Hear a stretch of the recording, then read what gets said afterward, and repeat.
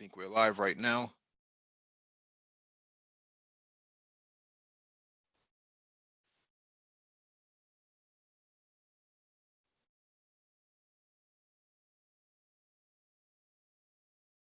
All right, we should be all set, man. Welcome back to the Black Brain Trust. This is episode 342, Space and Technology. Please hit the like button as you come in, share the video if possible. Hit that notification bell next to the subscribe button so you get all the updates from the Black Brain Trust, including those that are posted on the community tab that was been that we've posted today, that we update every week. Just as a reminder and an FYI, we do IT mentorship here.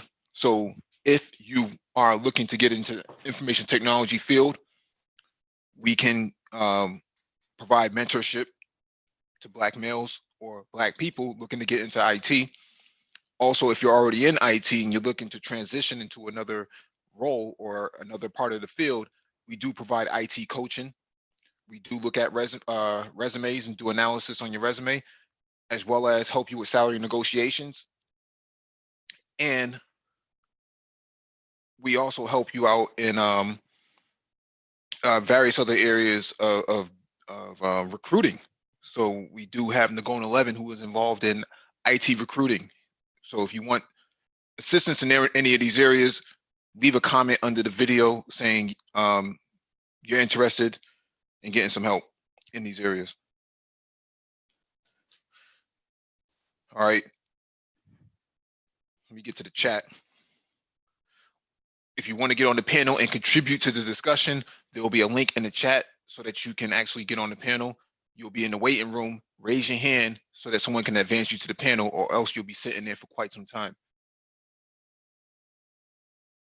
Green Machine, what's going on? DE Raptor, shalom to you. Mike Hamilton, I'm good, fam. How are you doing?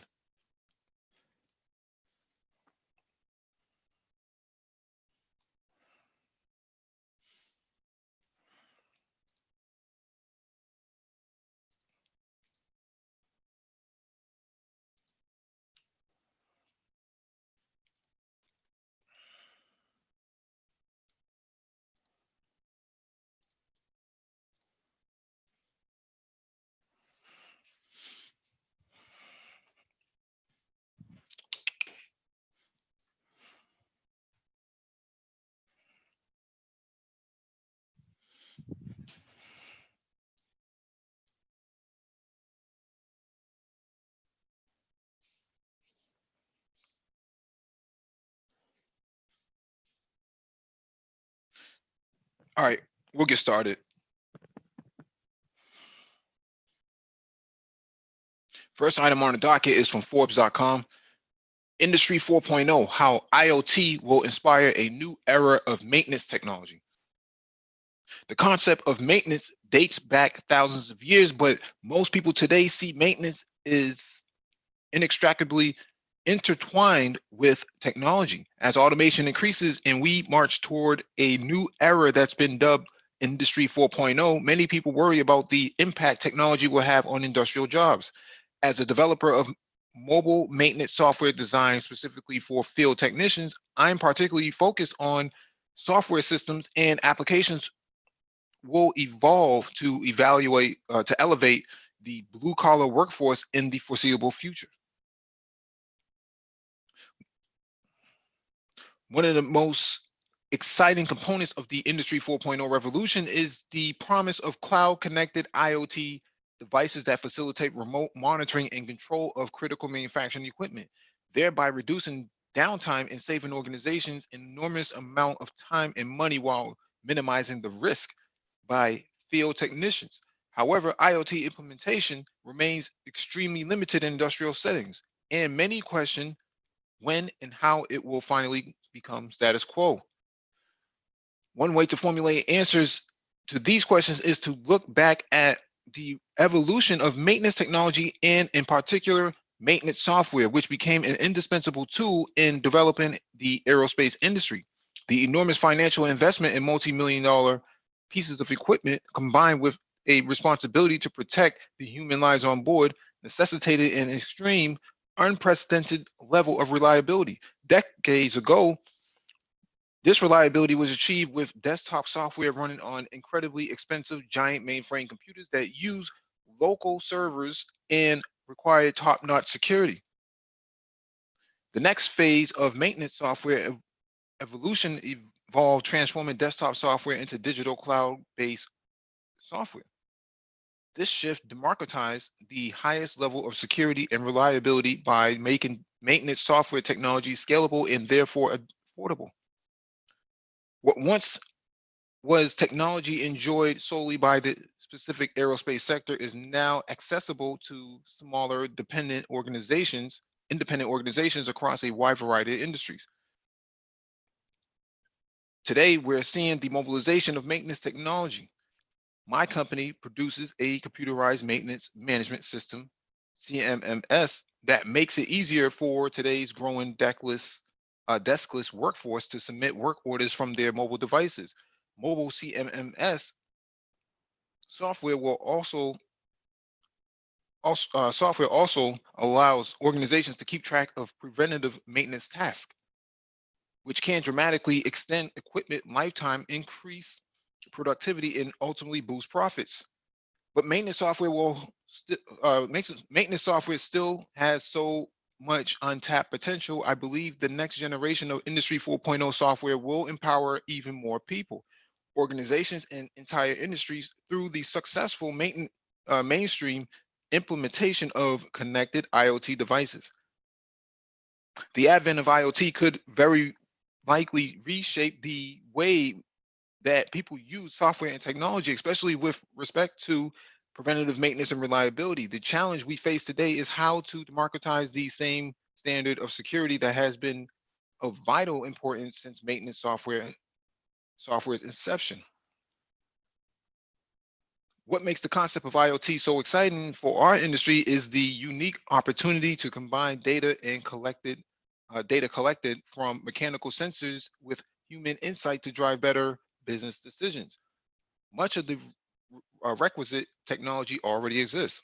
For example, most large manufacturing facilities already possess supervisory control and data acquisition, SCADA, systems, which use sensors to collect and network data for high-level process management within a centralized system.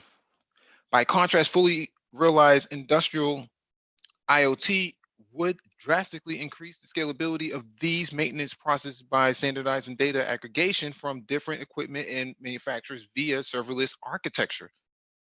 This would make it possible to process and interpret sustainability more data and remotely control variables such as temperature and humidity from any IoT device. It's the control component of this IoT ecosystem, which is arguably more important than the sensory component. That has yet to come to fruition, largely because so much is at stake. Facilities such as oil and gas with large-scale SCADA systems rely not only on supremely precise, this is bouncing all the way around.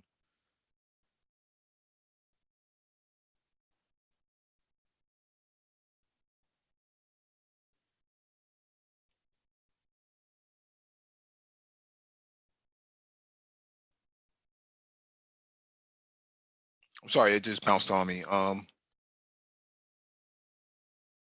Not only on supremely precise data collection and aggregation, they also depend on various emergency systems built into the system's programming logic, which apply the brakes whenever a threshold is exceeded.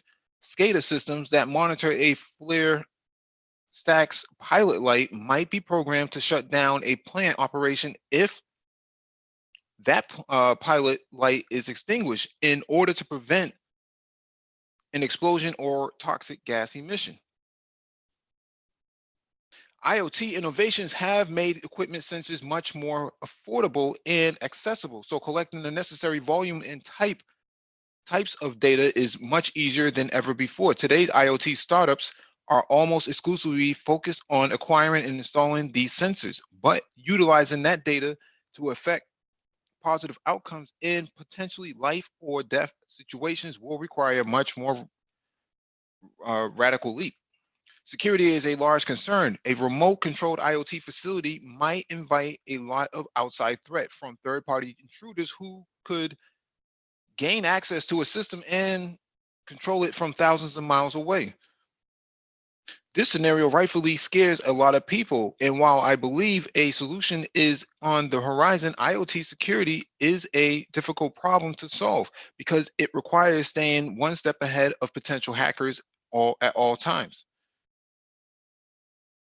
Ultimately, I believe the tipping point for IoT will be reached when the benefits outweigh the security hazards. We'll likely see most businesses rushing toward the IoT Industry 4.0 revolution once IoT's capabilities extend beyond simple on-off switches to more advanced and nuanced functions. Over time, this will exponentially boost safety and productivity. Once one large technology giant establishes the value of IoT, it will effectively become a necessity. Society will then reach a point of no return when IoT becomes industry standard and the risk is worth the reward. They talk about the fourth industrial revolution in this article, and we talk about that a lot on here, primarily because this is what's coming. And IoT is everything from your smartwatch all the way up onto autonomous vehicles to manufacturing facilities to utility companies leveraging these sort of devices to communicate over wireless communications. There's a lot of opportunity that's going to come out of this. We did a whole entire live stream about this maybe about 9 months ago. We talk about this with agriculture as well, how the agricultural sector will be transformed because of IoT. Autonomous tractors, autonomous drones that do irrigation, that do scouting, various forms of TVs and refrigerators and household appliances will be online. It's just a matter of time. We covered an article that talked about over 1 billion devices by 2020 will be, by the end of 2020, will be online. So it's not a matter of if, it's just a matter of when. And the when is in the next year, the next fiscal year, you will see an explosion of devices coming online because 5G is here, 4G is completely mature.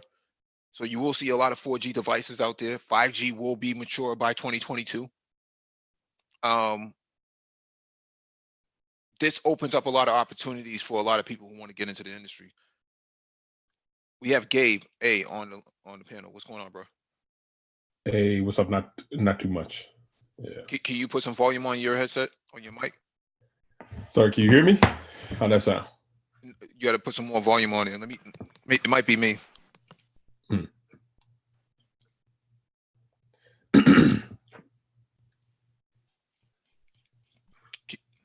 you try again? How about now? Yeah, sounds good. Okay.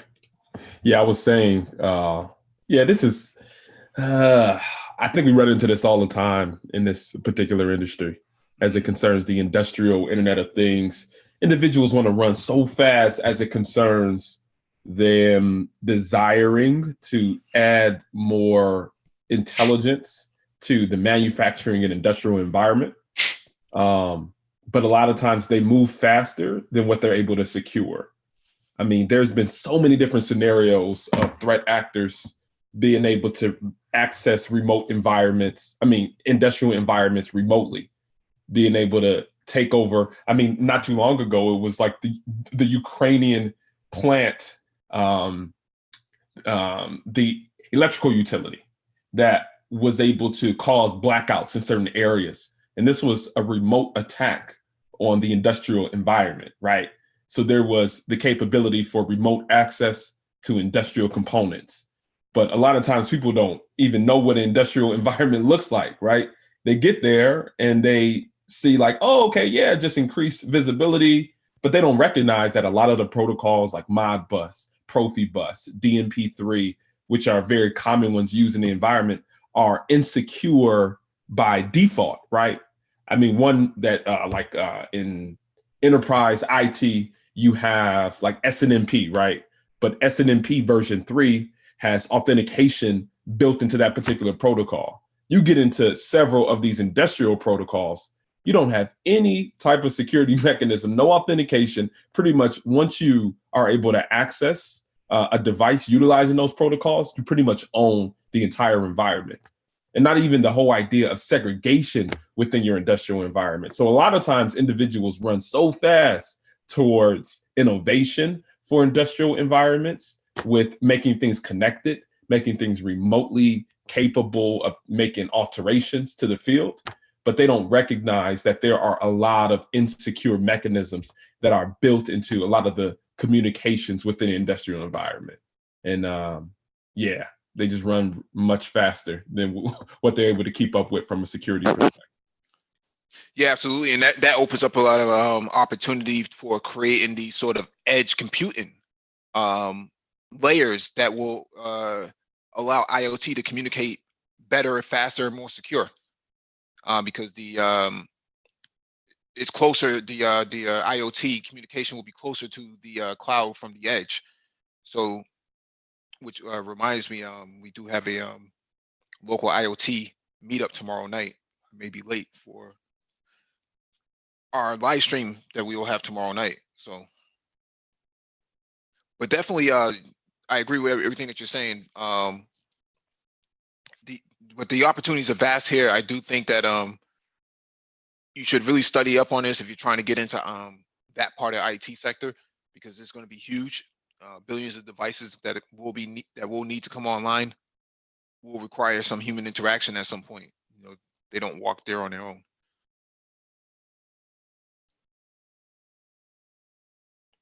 All right, the next item on the docket is from Engadget.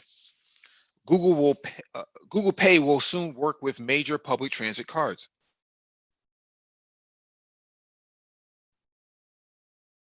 Paying for public transportation could be about to become more convenient with Fair Payment System Cubic Transportation System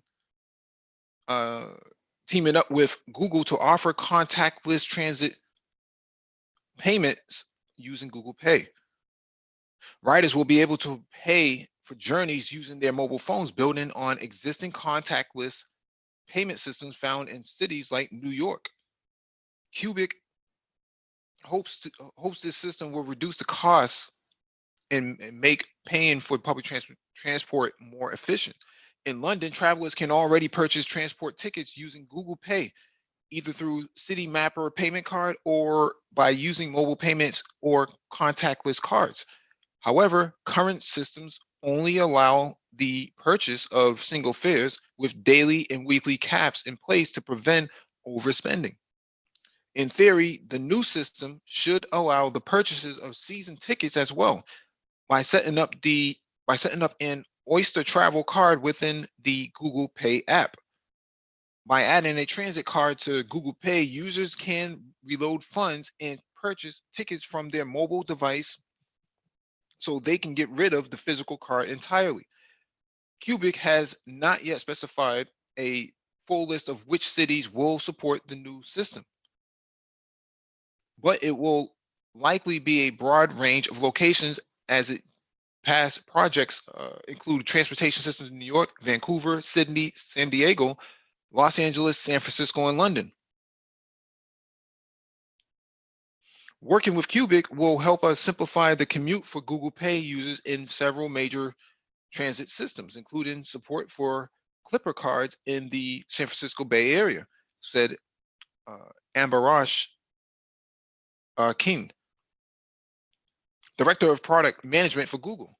Ultimately, our goal is to make riding public transit systems, public transit seamless and convenient for as many people as we can. So this is interesting because it's getting to a point where you no longer need a card.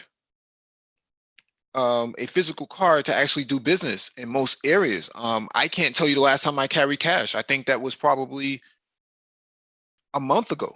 I've carried cash. I haven't carried cash since then. The only reason I carried it was because the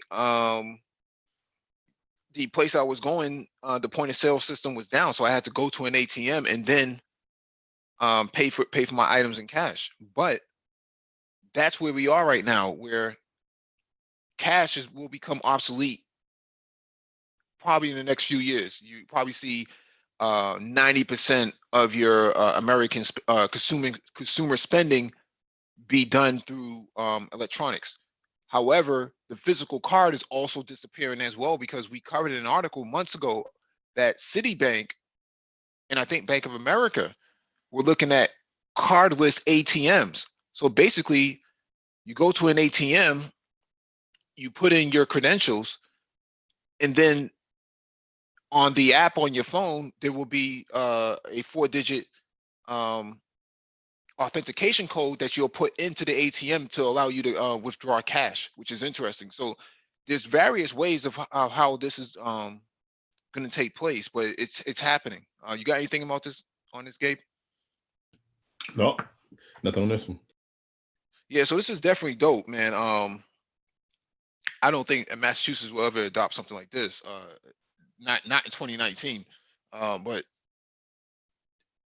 I do think that there's going to be a lot of ways for people who don't have smartphones to actually partake in this as well. I have some ideas, but I'll leave that for another day.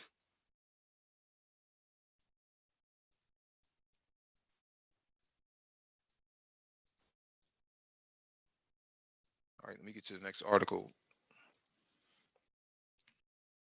We got in the Golden 11 from the Big Apple. What's going on, dude? What's going on, man? How you? Chill, man. What's going on, Gabe? And not too much. All right, baby. All right, let me get to this next article. This one is from fastcompany.com. It's not Bitcoin the musical, but blockchain technology is coming to Broadway. Bots, scalpers, fraudsters. Buying tickets for a Broadway show can involve an awful lot of unwelcome drama. So it's not surprising that some of the theater industry's biggest players are looking for ways to make ticket buying more secure. One possible solution to ticket fraud is blockchain technology, which has a ledger system that allows new transactions to be recorded but not erased. And now the Schubert organization, the biggest theater operator on Broadway, is giving it a try. The organization, through its telecharge and Schubert ticketing division, has teamed up with Boston-based startup called True Tickets, which offers a mobile ticketing solution that runs on IBM's blockchain platform. The startup was one of the 2 companies selected to take part in this summer's inaugural Broadway Tech Accelerator, the results of which included pilot programs aimed at refining the ideas. Today, True Tickets announced its pilot with Schubert will begin next year and will integrate the startup's digital ticketing service into targeted components of Schubert's ticket selling businesses, including telecharge.com and Broadway Inbound, its group discounts service, among others. The details are a little vague, but the company say they hope this pilot will help reduce the risk of fraud, and that buyers who have tickets sent to their phones through the service can be guaranteed that they are real. Ticket scams are common not just on Broadway, but at almost any industry that relies on live events, including music and sports. So anything that adds transparency to the buying process could potentially be an improvement. At the end of the day, we aim to help our clients develop more meaningful relationships with their patrons. Matt Zerosina, CEO of True Tickets, said in a statement, "This pilot affords us the opportunity to do exactly that in a massive multi-channel marketplace. They are not the only ones experimenting with blockchain to bring more accountability to the to the ticket buying world. Block Party, a New York-based startup, has been using the technology in concert and event ticketing since at least last year.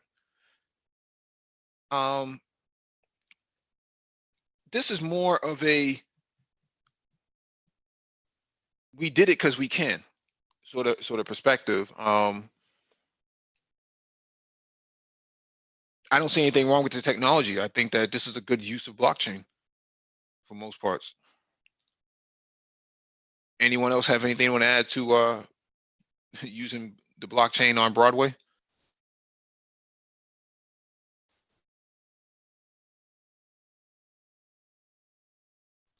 I don't know. Sounds like a pretty good idea. Yeah. It does. Yeah. Yeah, I mean, blockchain is a part of that fourth industrialized technology, emerging technology. So we talk about this a lot on here. You know, Lionel has a blockchain study group. You all who want to get into blockchain should actually be in contact with Lionel. He is a subject matter expert, if not an aficionado on this. So you will be missing out if you don't actually engage in it. All right, this next one is from Engadget.com. Walmart's direct to fridge delivery service now available in 3 cities. If taking groceries from the front door of your home to your kitchen is too much of a hassle, Walmart wants a word with you. Following an early announcement in June, the retailer's direct to fridge in-home delivery service is now available in the US.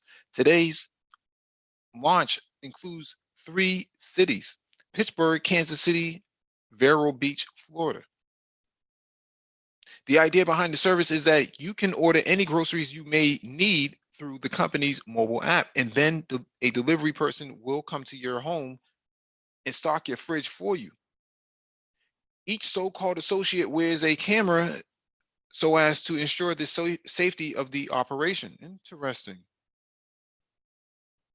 That said, taking advantage of a service isn't as simple as handing the company the keys to your home, nor is it exactly affordable. To start, you'll need to pay $49.95 for either the Level Home Smart Lock or Nortec Garage Door Controller its employees will use to enter your home.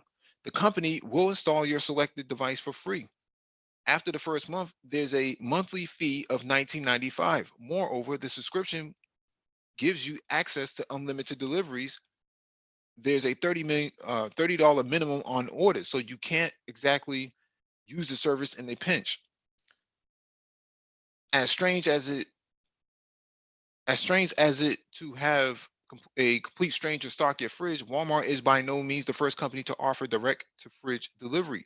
Since the start of the year, Amazon has included a similar offering through its key service. In fact, over the last year, Walmart has tried its best to match Amazon's different services, going even so far as to offer free next day delivery. You can see if Walmart delivers to your address by visiting the company's in-home website. So this is something. In the Black community, typically you have unemployed, incompetent males who sit on the couch playing Xbox and PlayStation, who would actually do this as a courtesy of their as their willingness to be unemployed and be freeloading.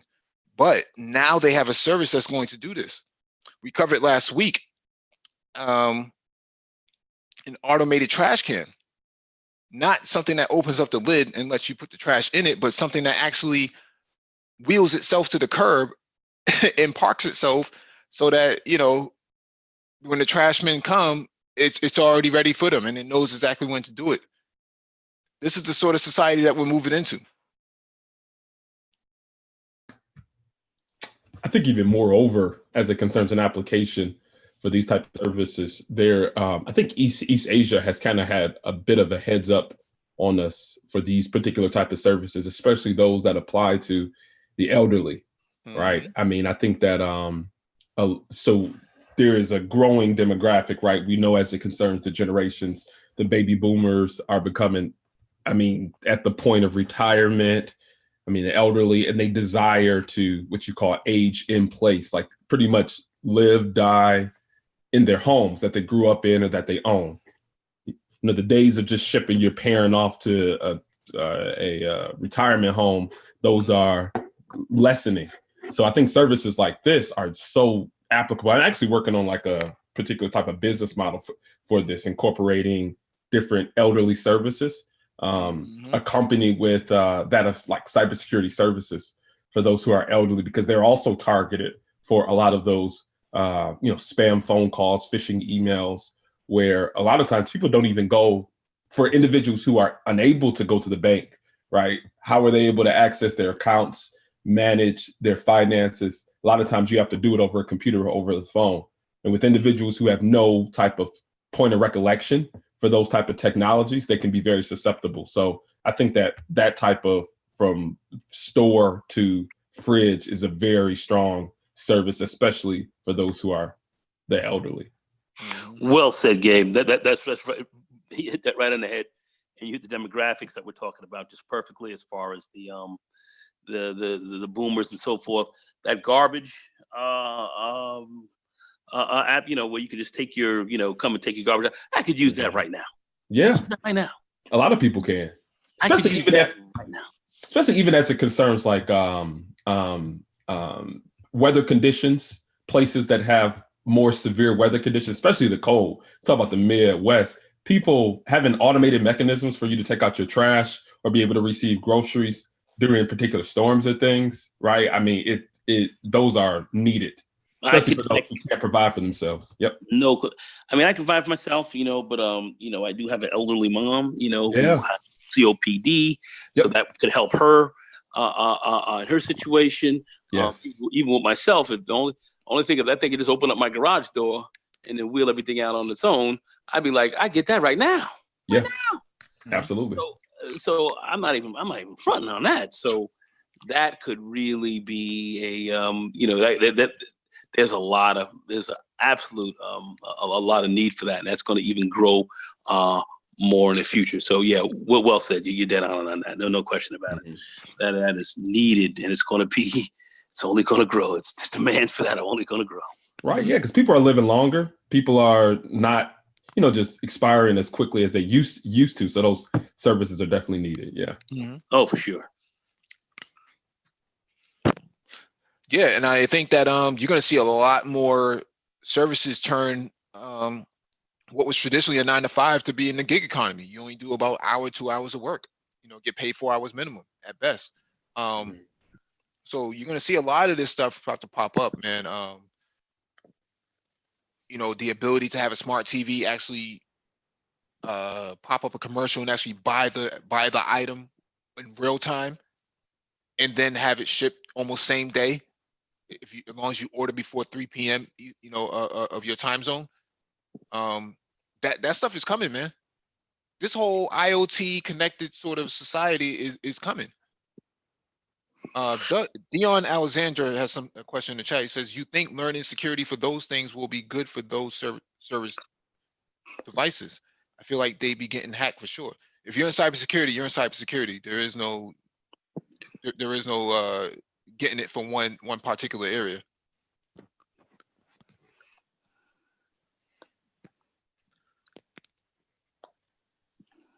I don't know if Gabe has a different point of view on that. Yeah, I don't know what he means by things will be good for those service devices. Which service devices, like the ones for the elderly or the? I think from the article, the first one. Yeah. Just the IoT. Oh yeah, I mean it's happening. I mean, I've been on several engagements for incident response engagements where individuals, industrial environments are definitely getting hacked, and they have to call in people in order to address those particular issues. Yeah, but even like commodity malware, which is like, so a lot of times people individuals who create malware. A lot of times they make it in worm form, where they pretty much release it to the internet, and it's just pretty much scouring the internet as like a web crawler in order to just find vulnerable environments and vulnerable devices. So you have industrial environments that have remote connections that might have a vulnerability in, say, for instance, some type of Windows server, which connects a lot of the devices in those environments. It'll jump in that environment and just cause havoc, right? Starting to encrypt data, starting to stop operations. And the interesting thing about industrial environments is that it's not just, computers talking, data being lost, but it's actually goes cyber to physical. So you might be able to stop a generator. You might be able to cause issues with some type of turbine, or create some type of issue with a valve being turned, or some water flow or pressure sensor. So, there's a physical element to these industrial environments. So to your point, yes, it is very possible for these things getting hacked, and they already are. So, yeah. All right, this one is from Coindesk.com. Bermuda starts development of blockchain-based national ID system. The initial phase of Bermuda's national blockchain-based electronic identification program is setting sail, one of very few such initiatives anywhere. A digital ID solution for citizens, businesses, and government bodies, the Proceed EID project is being carried out in partnership with Identity Program Proceed Network and decentralized credential verification protocol Shift Network.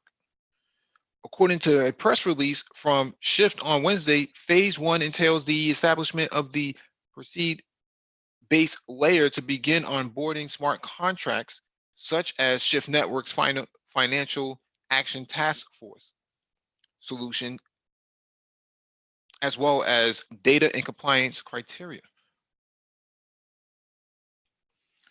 While Proceed will build the higher level identity management infrastructure, effectively taking the base layer smart contracts and infrastructure of external partners to make a package deployment system for the government. Shift is handling the underlying blockchain tech, according to its chairman, Joseph Weinberg. All identities and all records are encrypted across Shift's public key infrastructure, he told CoinDesk. The core blockchain facilitates and coordinates all cross participants such as enterprises, institutions, services, and citizens. David Burt, Bermuda's prime minister, said in a statement that Proceed can be a great showcase of how this technology can be applied to solve complex challenges facing the financial services industry, such as reducing the burdens of compliance while exceeding global regulatory standards and expectations. The Atlantic island has taken a forward-looking approach to cryptocurrency and blockchain systems. It also announced Wednesday the ability to pay taxes in the Circle-led dollar peg stablecoin, USD coin. Interesting. Bermuda isn't alone in developing a blockchain digital identity platform. In September, Catalonia too began building an ID solution based on distributed ledger technology. I see nothing wrong with this, but we talked about blockchain before. You people should be looking at blockchain as part of one of the technologies you add to your portfolio of knowledge and literacy.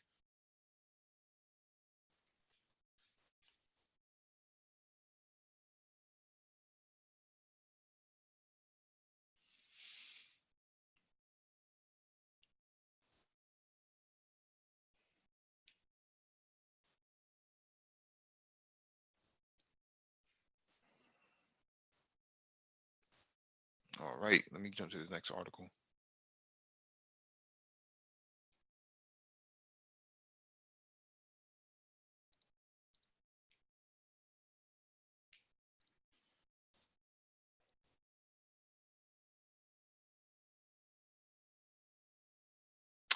TheVerge.com.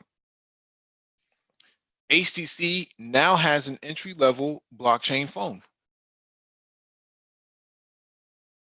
ACC has announced a new entry-level phone aimed at cryptocurrency users called the ACC Exodus 1S, a follow-up to the $699 Exodus 1 that was originally released last year. The Exodus 1S is a much cheaper device at 219 euros or around $244 US, and offers much less powerful hardware built around a Qualcomm Snapdragon 435 processor. The Exodus 1S big new cryptocurrency feature is that it's able to run a full Bitcoin node, which ACC says is a first for a smartphone. It's something the company has been talking about wanting to do since the announcement of the original Exodus 1. Speaking to Forbes, ACC's Phil Chen said that being able to run a full node means that the phone can relay, confirm, and validate Bitcoin transactions, which offers more privacy and also allows you to contribute to the security of the network. Running a full Bitcoin node on a phone comes with its limitations. ACC recommends that you connect the phone to Wi-Fi and plug it into a power source while it's running the full node. And you'll also need to buy an SD card with a capacity of 400 gigabytes or more if you want the phone to be able to hold a copy of the Bitcoin ledger. The Exodus 1S will also not be able to operate as a mining node. Outside of its blockchain capabilities, the HTC Exodus 1S features entry-level hardware.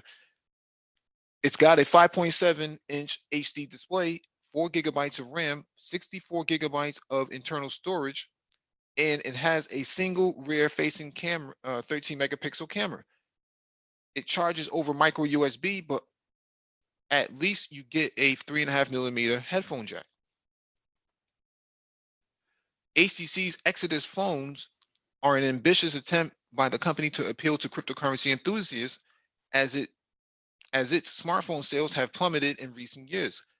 Compared to the Exodus 1, the cheaper starting price of the Exodus 1S could make it appealing as a secondary device to experiment with. The ACC Exodus 1S won't be available in the US, but you can now order it from ACC's site in Europe, Taiwan, Saudi Arabia, and the UAE. Naturally, ACC will happily accept payment in Bitcoin, Ethereum, Litecoin, Binance Coin, and Bitcoin Cash for the phone. This is very, very interesting because there's so many uses that can come out of this, not just for cryptocurrencies, but for other forms as well.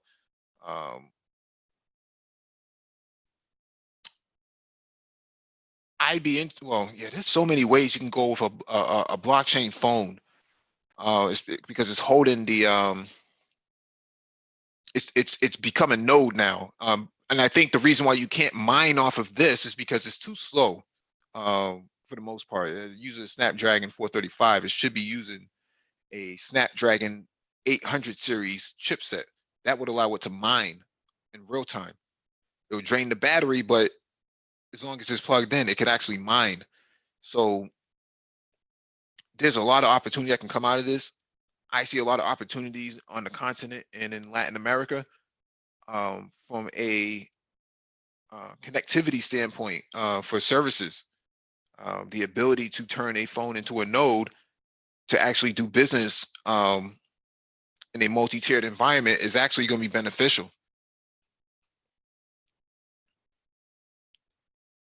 We got Complex Design on the panel. What's going on, bro? Hey, what's good, Mike? All right. Complex. Yo, man, I'm liking what I'm hearing, man. Hey, Mike, what was the name of the last week's hangout? The phone that's produced in what country is that in Africa? Rwanda. Rwanda. Yeah. What was the name of the brand of the phone? I think it's called Marwa. Marwa. I think that's how it's pronounced. Marwa. I'm gonna have to look that one back up. But you know, I floated around the idea to Victor Dixon. Mara. It's called Mara. Mara. Mara. M-A-R-A. Can you post that link? I have floated the idea. You know, Victor Dixon and I, we talked about it for a little bit, and I was talking to Gon about it too. You know, about importing phones, phones like this, and developing these same type of software stacks for these similar types of applications. It's the market is becoming. Go ahead, Mike. No, I was just going to say you want to make sure that the phone actually operates in the US, because a lot of times those phones are designed for European market or for Asian markets, or even just the African proprietary market. So it may not be compatible with. Yeah, well, the whole thing I was gonna check to see the specs on the phone. I think it needs to be GSM. Well, even if it is GSM, the phone company may not support that sort of device. So you can't just pop a chip in there and have it work, because the SIM card and the registration to the teleco has to identify registering the phone. If it can't register the phone, it's Right, it has to register it on their own network through the IMEI number, I think it is. Yeah, it has to have an ME number. So yeah, that's what I mean. I mean, I would check into all the specs on it, but yep. I'm just speaking on just from a development standpoint, man. Mm-hmm. The market's opening up to let even like small time developers, get their digs in this blockchain game. Yeah, there's a variety of ways you can go with blockchain on this. I mean, I'm thinking more about the continent rather than in the US itself. But my point here is you got to think about it. I'm thinking about it from a transportation standpoint, from a national ID standpoint. How many different ways can you use your device to leverage your everyday uses within the region or country that you reside in? What about the new standard gauge railway system that was established in Kenya, in Tanzania, not Tanzania, in Kenya? So can you develop an app that allows for a boarding pass on that train? Right. Can you also tie in micro transportation at each stop, so that said person off gets of the off train. and gets onto a form of micro transportation, right? Yep. Can they order food with that same phone, or order groceries with that same phone? There's a variety of services and use cases for it that can actually be tied in with the blockchain itself. Yeah, we need to do another hangout just on use cases of in business modeling again, because we haven't done any business modeling in quite some time. But yeah, we haven't done that in a while. Yeah, I mean, the ability to take out your phone and pull up QR codes on there. Do they even have that over there? There's a whole lot of ways we can go about this, or that people should be going right. to be able to go about this. We got a question in the chat from N Knight. But if you lose your phone, can the person who finds it use your crypto? Well, see, that question came up before. They would have to authenticate to the phone in order to actually get access to your wallet. And because your biometric thumbprint is what I was going to say like a touch ID apparatus. Yeah, because your biometric thumbprint is actually what authenticates you. That would be really difficult, but it'll also be a pain in the ass, because you have to rebuild your wallet, and the blockchain is immutable, so you're going to lose a whole lot of opportunity out there. But you could probably back up your wallet to an S3 bucket in AWS or some other form of service. That's where all the services come in. That's where you guys come in with your ideas. I like it. Yeah. I don't know if Nagone has anything he wants to add to this.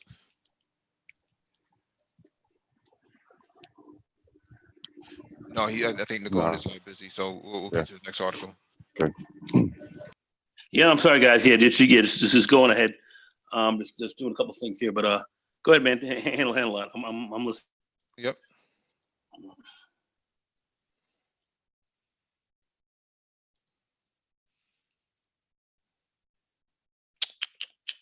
Oh shoot.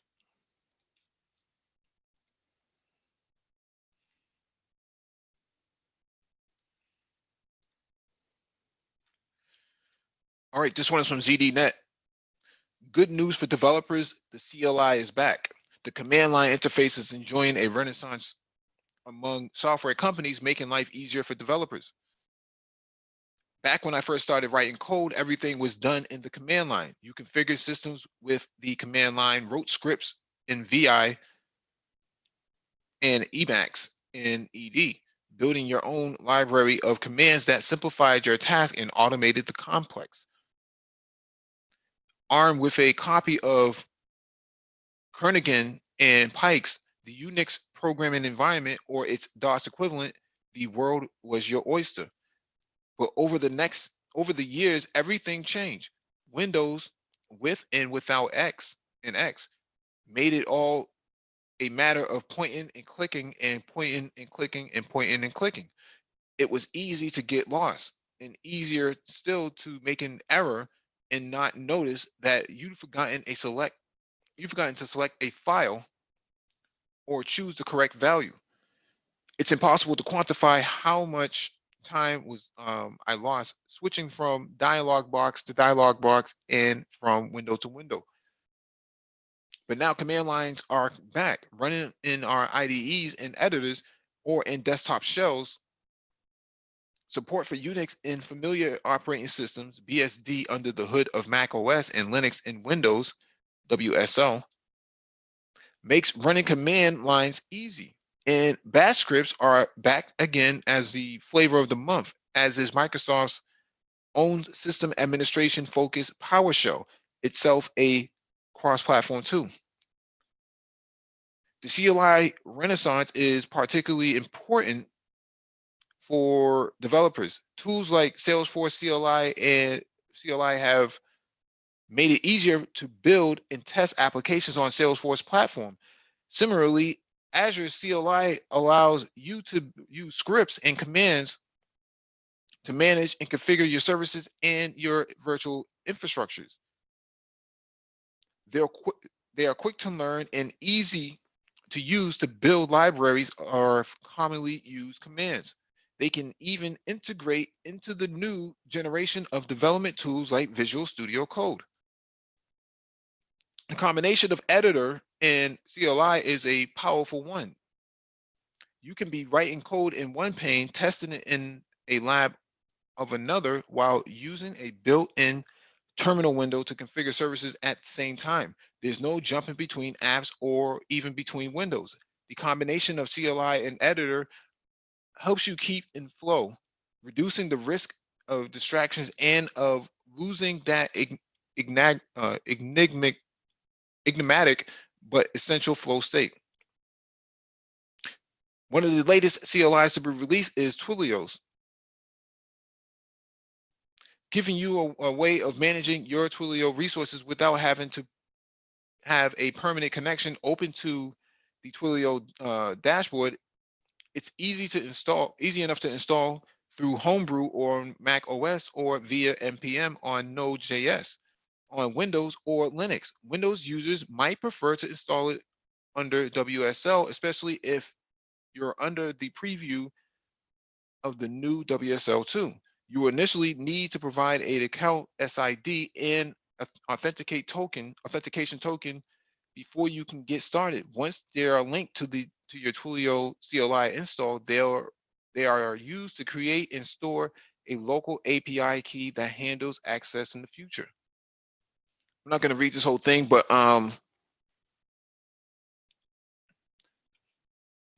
basically everybody's getting back to the basics of writing in command line or just writing code all together. Before that was, that would have been pretty taboo, in the last 10 years or the last 20 years, because Windows GUI, point and click, even on Macs, Macs and the iPhone has kind of spoiled people with GUIs. People like icons, little flashy icons that do things. Now we're going away from that. Everything that was old is new again. What would you say is the function in that? The function in writing in a command line? And going back to something like this. Because you can get more granulation. I was gonna say which it's more sophisticated code. Or more granulation. So that's where microservices and things like that come in. So you want the computer to do a certain thing. You can't just point and click anymore with a mouse or a touch screen.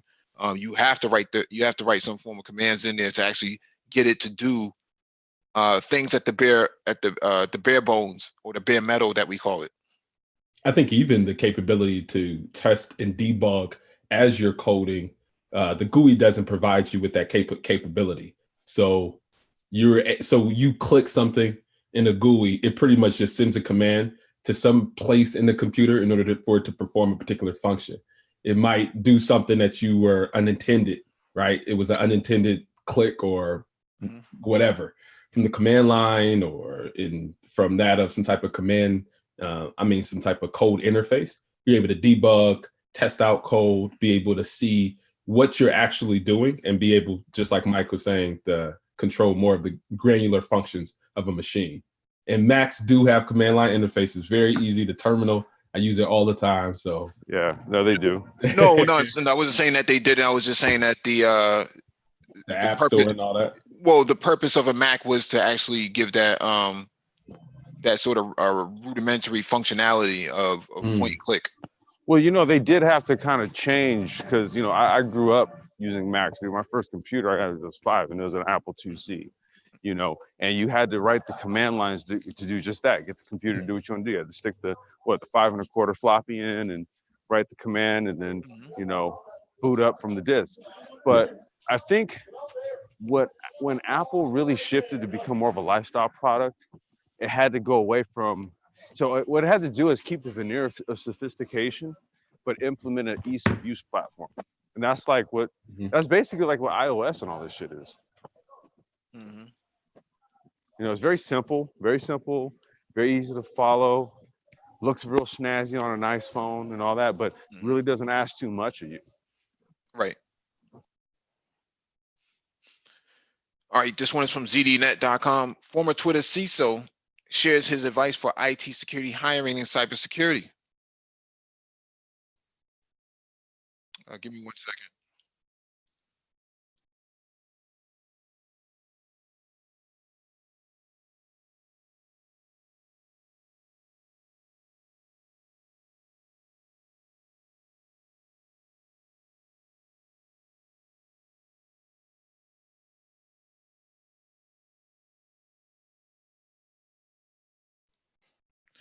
All right.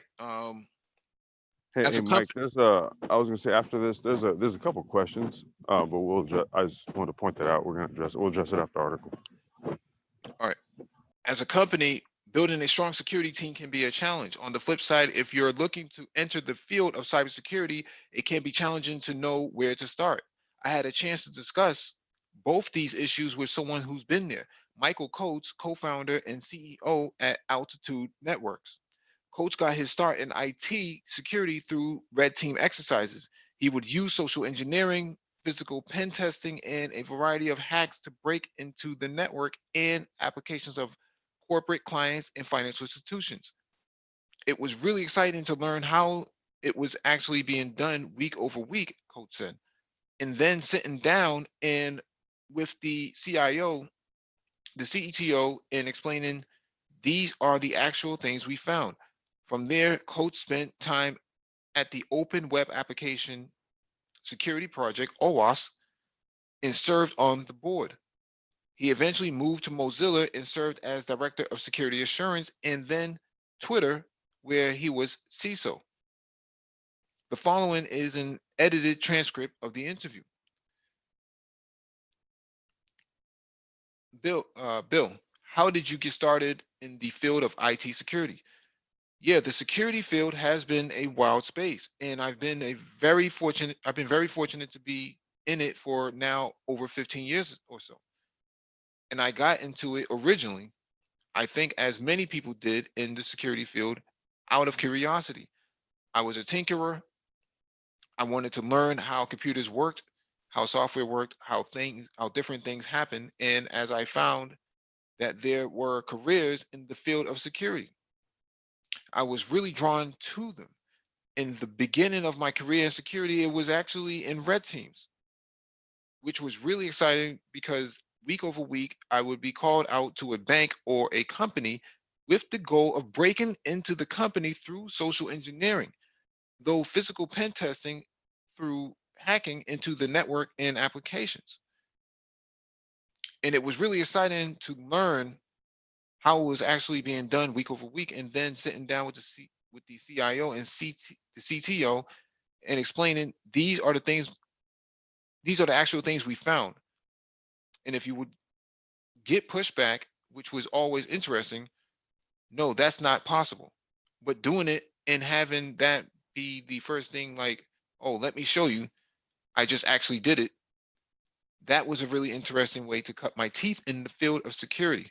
Over the years, I progressed into a variety of roles, focusing on application security for a number of years, having a great stint in OWASP and also being on the OWASP board, and eventually moving to the West Coast where I started security programs at Mozilla and eventually was head of security there, protecting hundreds of millions of users with the Firefox browser, along with an amazing team. That was quite a challenge. Then eventually found my way over to Twitter. CISO of Twitter was equally exciting.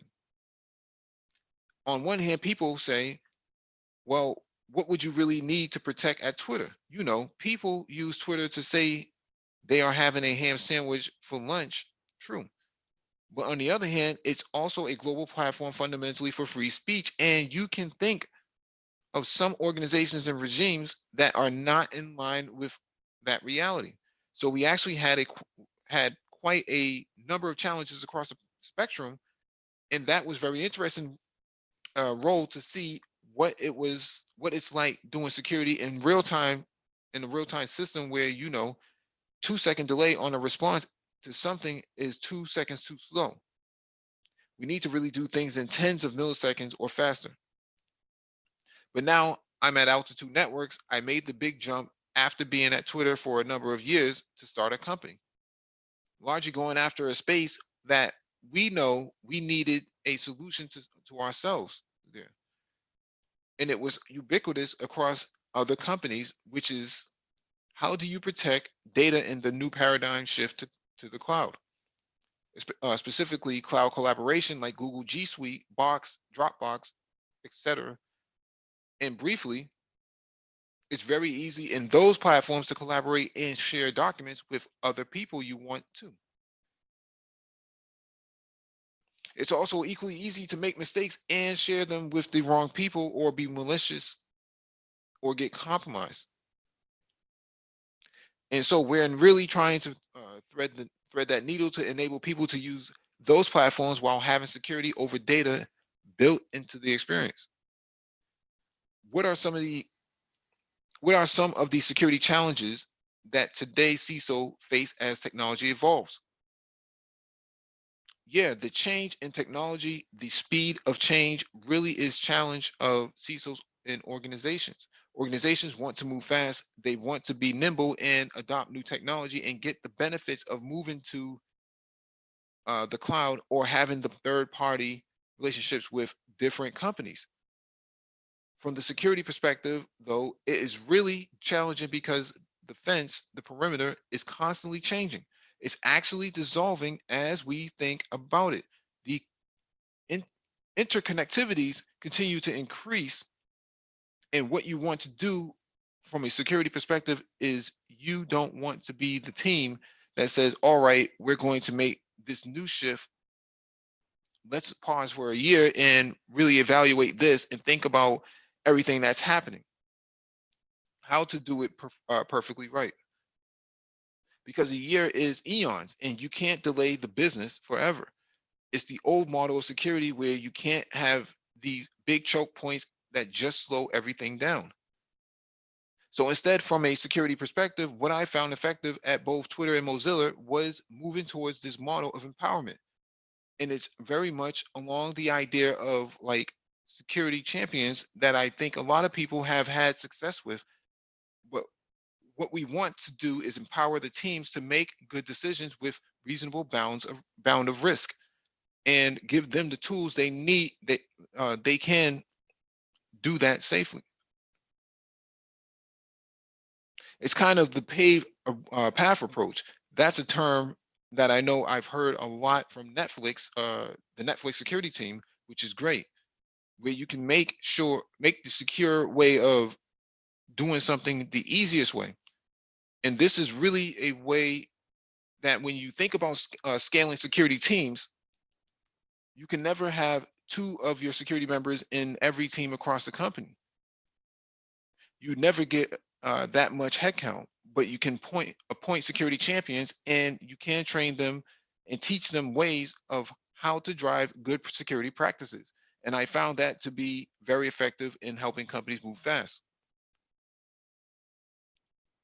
Now, the other side of things is that as we keep adopting new paradigms, cloud being a big example, it causes us to rethink security as a whole. Like we uh, like we used to put a lot of faith in, we had big firewalls, therefore the bad guys out there and the good guys are in. But there is no real, as I said before, perimeter, and this notion of relying on firewalls doesn't just translate into the cloud. And so now there's a big shift, and I drove this at Twitter of let's not think about security in the old way. Let's instead move to what matters the most. And what matters the most to us as at that company, it matters to many. It's data. So it's data. And so we adopted a data first security policy, which said wherever the data lives, let's apply the security controls there first and then move out kind of in concentric circles outwards. And this has the added benefit of thinking about the reality of internal threats. Now that the internal and external is really dissolved, your employees could always have been a threat before. But now you have third parties. You have people, temporary workers, you have interconnections to third party systems and networks. And so now a compromise downstream that eventually threatens your data, you are designing appropriately because you have your security controls right next to the data to begin with. What are some of the best practices that companies can use to build strong security teams? Yeah, building security teams is challenging, but there's this notion that the security field is understaffed and there's no way to hire anyone. And I think that's a little bit disingenuous. It is challenging, don't get me wrong, but companies are not doing themselves any favor when they build their security teams. And specifically, what I mean is that by that is, in many cases, when you are trying to build your security team, unfortunately, companies are sometimes underfunded. So they get to hire one or two people and they're like, all right, well, we're going to get the best for that one person.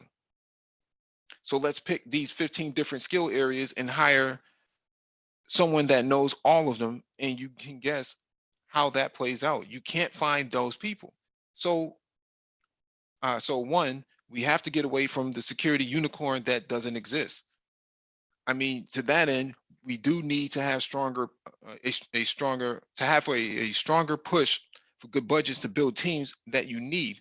But let's assume that you have those headcount. Now, when you go to hire those people, first step back and look at your current team and say, all right, what skills do we need? What areas of courage do we have? And how do we build a job description and role that actually exists for candidates?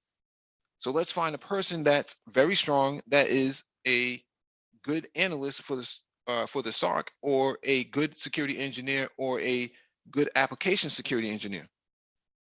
After that is you're trying to find that talent. Go to your recruiting and your sources and sit down with them and have a conversation. This is the kind of person I'm looking for. These are some examples of people that are close, but not what I'm looking for. That is one good way to get or sources that first line of attack actually on board, so we avoid this failure where you see these recruiting emails saying, hey, do you have a CISSP? Or if you don't have CISSP, this is misspelled, you get thrown out of the candidate pool. That really is a reflection that you've been lazy in your hiring practices, because you shouldn't look for just one particular certification or really any at all. They are a tool for learning, but not necessarily for a filtering mechanism. After that, having training your employees on how to do good interviews and good hiring. It's not easy to do interviews, but we should be aware of things like unconscious bias. And so we should do those trainings. We should have our characteristics of what we're looking for and the responses defined ahead of time. All of those things will help you have much better interviews and actually find people. Now, once you've done your end of the spectrum, the other things to do is to get out of there as a company to attract talent. Encourage your security team to go to conferences, to speak at events, host local security events like OWASP or B-Sides, or any of those type of events that you can be a sponsor for. That's another good way to show how the security community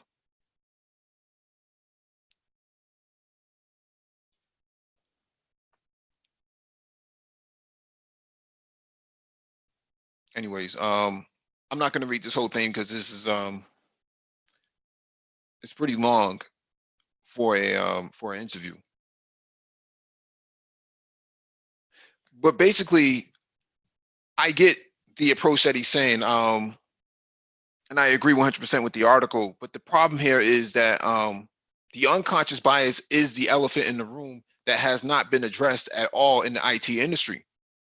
We've talked about this over the weekend, where you have a lot of mayonnaise people who, you know,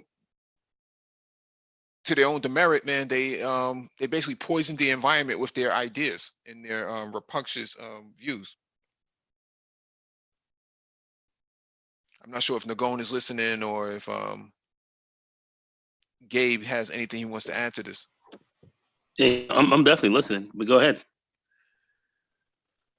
Do you have anything you want to add to this?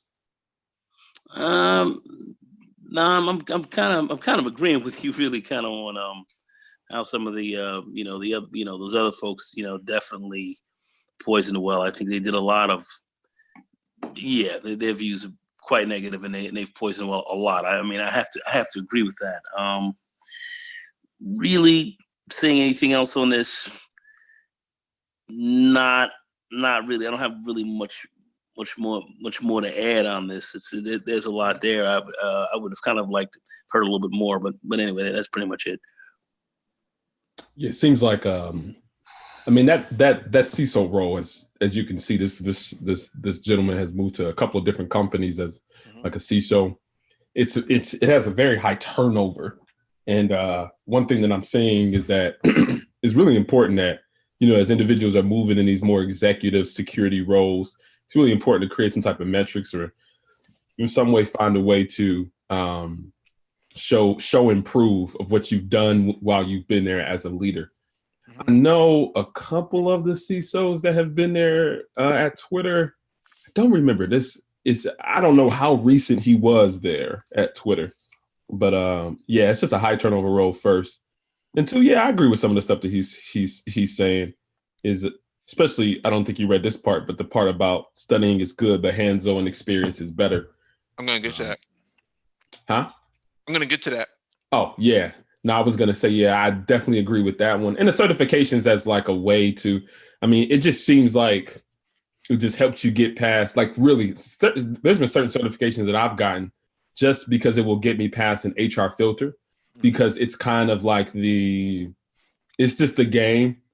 And in order to succeed in the game, you kind of got to play by certain rules. So that's one thing that I've noticed, is just having a certification that's popular, even though it really hasn't added any type of iota to your understanding and knowledge of the subject matter. It's still helpful in getting you to the positions that you would want to be in. So those are just a couple of points that I was It depends. I'm sorry, Mike. Go ahead. I was going to go ahead. Yeah, it depends on the certification. If you're talking about something like OSCP, different ball game. You have that, you can do your job. No, man, I'm telling you. So okay, You, because have you taken the OSCP? no, I haven't, but I know a lot of people who have taken it and have obtained it because there's certain things that the OFCP is actually missing as it concerns real world experience. It doesn't. Really? Oh, absolutely. It doesn't at all include Windows environments such as like Active Directory or anything in that type of environment. But anytime that you're doing an internal penetration test or any type of internal red team, you're definitely first trying to bypass NAC, with your network access control mechanism that the company has, or even Active Directory within that particular environment. In order to, just like Active Directory enumeration isn't covered at all in OSCP. It's very heavily web application and Linux based machines. But a lot of people like it because it has this bang your head against the wall, try harder mentality. But there are some things that is lacking for sure. Well, the whole purpose of it is for that, as you said. But it doesn't cover some of the things that are very integral to penetration testing. And really, it's really an offensive security type of certification. So a lot of these people don't even know any of those defensive mechanisms. So I wouldn't say it creates like a full, a well-rounded security professional, but it does get into some of that, exploit development using. Well, I don't think you can't even use Metasploit. You have to pretty much use whatever mechanisms they give you, really a lot of command line stuff in order to get to your target and be able to find vulnerabilities and exploit. But yeah. Go ahead, Nicole. Oh no, I was just going to say there's always a mix between how would I say between book knowledge and and hands-on and your certifications. I think a key. Hands-on experience is definitely critical.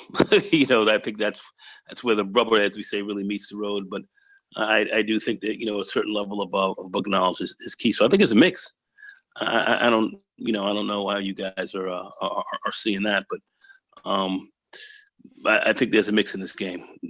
That's how I was going to say that before you guys got into what you were saying, but that's that's all I was going to add to it. All right. What advice would you give for both IT pros and non-IT folks who want to start a career in cybersecurity? So on the flip side, how do you think about this from the individual wanting to break into the field of security? And that's a really good question. And first of all, we need you, so please do. The one thing I'll point out is there is no bad time to do this. If you are in school, this is a great field to go into straight out of school. And if you have 10 or 15 years of experience in a different field, it's still a great time to make the switch. And so two areas there. And I'll jump into them both. So the student in school, take the courses you can.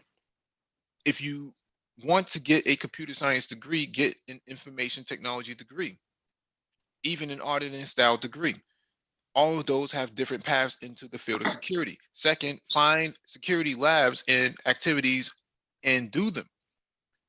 That learning by, you're gonna have to mute yourself if you're not speaking. That learning by doing is by far the best thing you can do. So download vulnerability web applications, vulnerable operating systems, use a web proxy and he must have cursed, and actually do the exploits.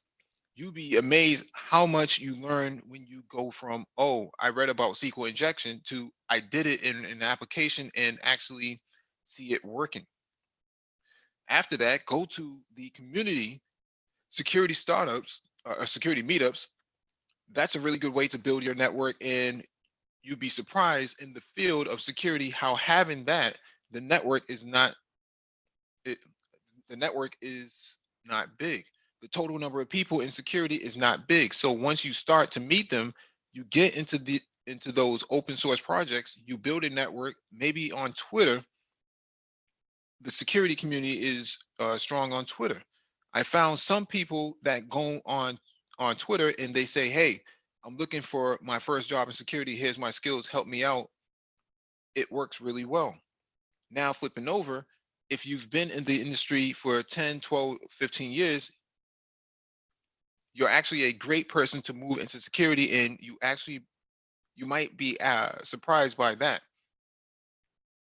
The reason is because in security, we are building a specialization of security skills on top of fundamental capability already. So think of an application security engine application security engineers. They have to be good at coding to some degree, or network security engineers, again, a networking background. So if you've been in those different roles, you already have all those base skills that are critical to what you're doing. So start to study some of the incremental security knowledge to give yourself a baseline. That's where some of the security certifications, those are good ways to just start and get the lay of the land. But a company, maybe even your own company, would be well suited to bring you in and train you up on the incremental security skills. And that's something we actually did quite a bit at Twitter. And I recommend to other companies is to build that pipeline of skills. You take new candidates out of school. You also take internal employees that are excelling in the company, and you train them that incremental skills, and you suddenly have people that know exactly how the underpinnings of everything works in their domain, and they are advancing in that security space. So it's a really good opportunity on both sides. Companies take internal transfers and train them, and then employees go ahead and make that big leap into security. You can actually do it, and you'll do a very good do a really good job. This thing is so poorly fucking written. Excuse me. I agree with what he's saying. I started off the same way. I spent years in IT before I got into security, and that transition was pretty easy because I knew what I was trying to secure because I had already been working in that area for years, for a number of years. So I kind of got myself started in IT through a data center. I used to work for AMD in their data center when they were building it out here, and from there I kind of trickled down into the user space and user computer space (EUC), and I spent a number of years there. And then I was already doing my undergrad in information security. So by the time I graduated, um, it took me a few years to actually get a role in security, but I was fortunate enough to get a call through LinkedIn, or a message through LinkedIn offering me a security role in intrusion detection, and from there, that I've been in security ever since. So there are many ways to skin this cat, and I think that having certain certifications does help in that area. I know when I was at a certain company, the the manager of the team actually got um, some form of bonus at the end of the year if so many people on your team acquired certain certifications. So if in your one-on-one, if one certification was a part of your goals, then let's say you reach or you had OSCP as a goal by the end of the year, and you achieve that goal, um, the budget for next year for your team actually increased based on the sort of agendas that were set in your one-on-ones. So there's a variety of ways of how this works, but in my experience, having it and not needing it is better than to need it and not have it. So I recommend both. I do a lot of meetups throughout the week. I actually have a meetup tomorrow. Have several meetups coming up in the next few days. So I'm at all the meetups here locally. Everybody pretty much knows each other in security. So if you get fired in security, you are fucking screwed because everybody else knows each other. They CISOs know each other. Lead security analysts and engineers know each other, so they will probably be talk to each other, and they won't be dealing with you for the most part. So you want to make sure you have a good rapport with people in the community, as well as do a lot of volunteer work. I volunteered at OWASP for a few years as well. So in my local chapter. So definitely dope stuff. Gabe A, you have anything you want to add? Nope, nothing there. All right.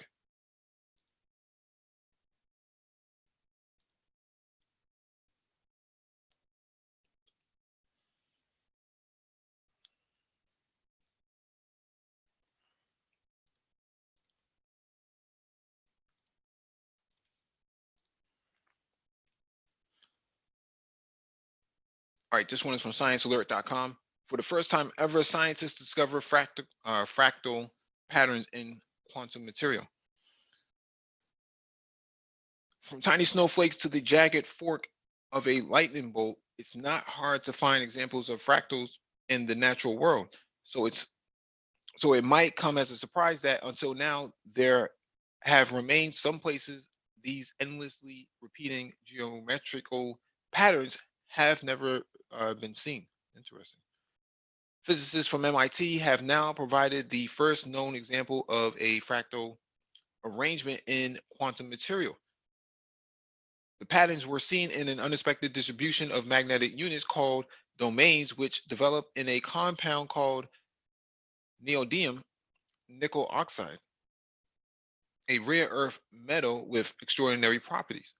Getting a better understanding of these domains and their patterns could potentially lead to new ways of storing and protecting digital information. Interesting. And that's pretty cool because neodymium nickel oxide, or NdNiO3, is strange stuff. Pull a piece out of your pocket and zap it with a current, and it will conduct pretty easily. So drop it into a liquid, nitrogen, so it falls below a critical temperature of around minus 123 degrees Celsius, minus 189 degrees Fahrenheit, and it will shut up shop and become an insulator. Pull a piece out of your pocket. Wait, I'm sorry.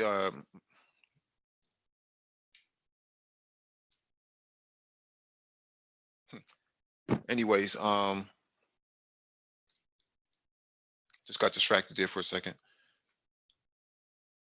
Pull a piece out of your pocket, zap it with a current, and it will conduct pretty easily. Drop it into a liquid nitrogen so it falls below a critical temperature of around minus 123 degrees Celsius, minus 189 degrees Fahrenheit, and it will shut up shop and become an insulator. That's not the only thing that changes. A physicist, Ricardo Coman, explains the material is not magnetic at all temperatures. Sure, even a common piece of magnetized iron will lose its talent for pointing north if you heat it enough. So this isn't all that strange, but neodymium nickel oxide doesn't play by the usual rules. So the precise way its electrons fall into magnetic arrangements has been a mystery.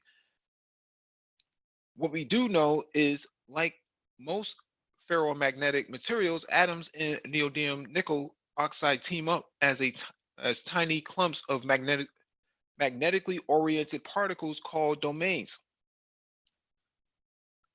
Domains come in a variety of sizes and arrangements depending on quantum interactions between electrons and their atoms under certain conditions. But just how they emerge in neodymium nickel oxide, given its nature as a conductor, moonlighting as an insulator, was the big question.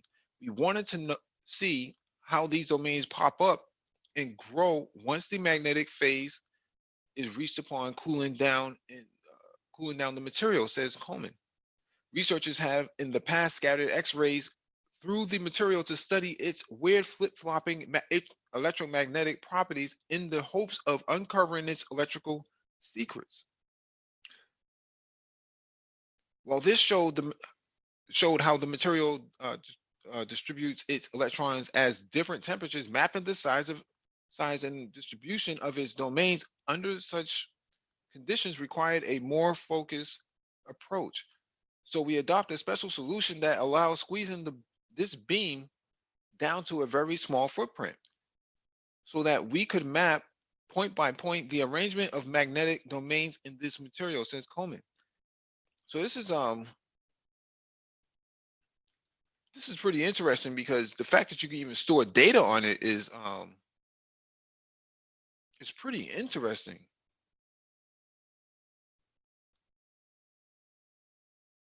And protecting the information, that's really interesting. I had to look more into this to really understand what it is that they're hoping to achieve.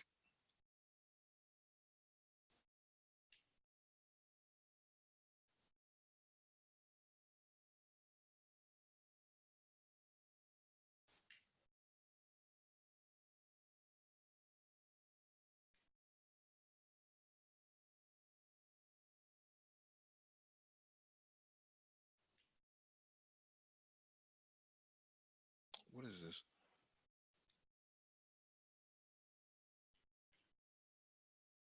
What the hell is this?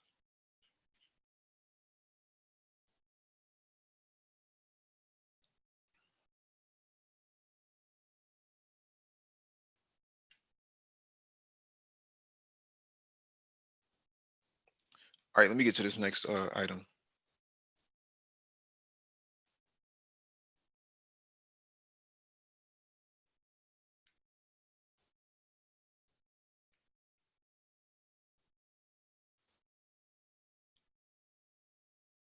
All right, this next one is from NewYorkPost.com. Alien life possibly found on Mars in 1970s, ex-NASA scientist says. In a stunning op-ed, former NASA scientist says he is convinced that the space agency found evidence of life on Mars in the 1970s. In the article, Gilbert Levin, who worked on the Viking mission to the Red Planet during that decade, makes it clear that he believes data from labeled releases in 1976 was supportive of finding life. On July 30th, 1976, the LR returned its initial results from Mars. Levin wrote in the op-ed titled, "I'm convinced we found evidence of life on Mars in the 1970s." Amazingly, they were positive. As the experiment progressed, a total of 4 positive results, supported by 5 varied controls, streamed down from the twin Viking spacecraft landed some 4,000 miles apart. He continued, the data curves signaled the detection of microbial respiration on the red planet. The curves from Mars were similar to those produced by LR tests of soils on Earth. It seemed we had answered that ultimate question. The LR, which was led by Levin, took samples of Martian soil that contained organic compounds and looked for carbon dioxide. Astonishingly, the results seem to indicate that the carbon dioxide was being regenerated possibly by microorganisms as on Earth. Fox News has reached out to NASA for comment for this story. However, Levin seemed to criticize the space agency for not following up on the LR findings, even if NASA concluded that it found a substance mimicking life but not life. Inexplicably, over the 43 years since Viking, none of NASA's subsequent Mars landers has carried a life detection instrument to follow up on these exciting results. He continued. Instead, the agency launched a series of missions to Mars to determine whether there was ever a habitat suitable for life, and if so, eventually to bring samples to Earth for biological examination. NASA has made subsequent visits to Mars, including the InSight lander, which landed in November 2018. The Curiosity rover, which has been on Mars since August 2012, detected a surprising spike in level of methane that it has not yet been able to explain. Last November, NASA announced that it had picked up a landing spot for its upcoming Mars 2020 mission, a rover that will not include a life detection test, Levin wrote. With our current measurements, we have no way of telling if the methane source is biology or geology, or even ancient or modern, said SAM principal investigator Paul Mahaffey of NASA's Goddard Space Flight Center in a June statement. On Earth, methane is produced both biologically and geologically. Levin pleaded for the space agency to put life detection experiments on the next Mars mission possible. To be more precise in their hunt for life, but in also keeping with well-established scientific protocol. He also wants an independent group of scientists to review the Viking LR data. Such an objective jury might conclude, as I did, that the Viking LR did find life. Levin concluded. In an event, the study would likely produce important guidance for NASA's pursuit of its Holy Grail. This is interesting.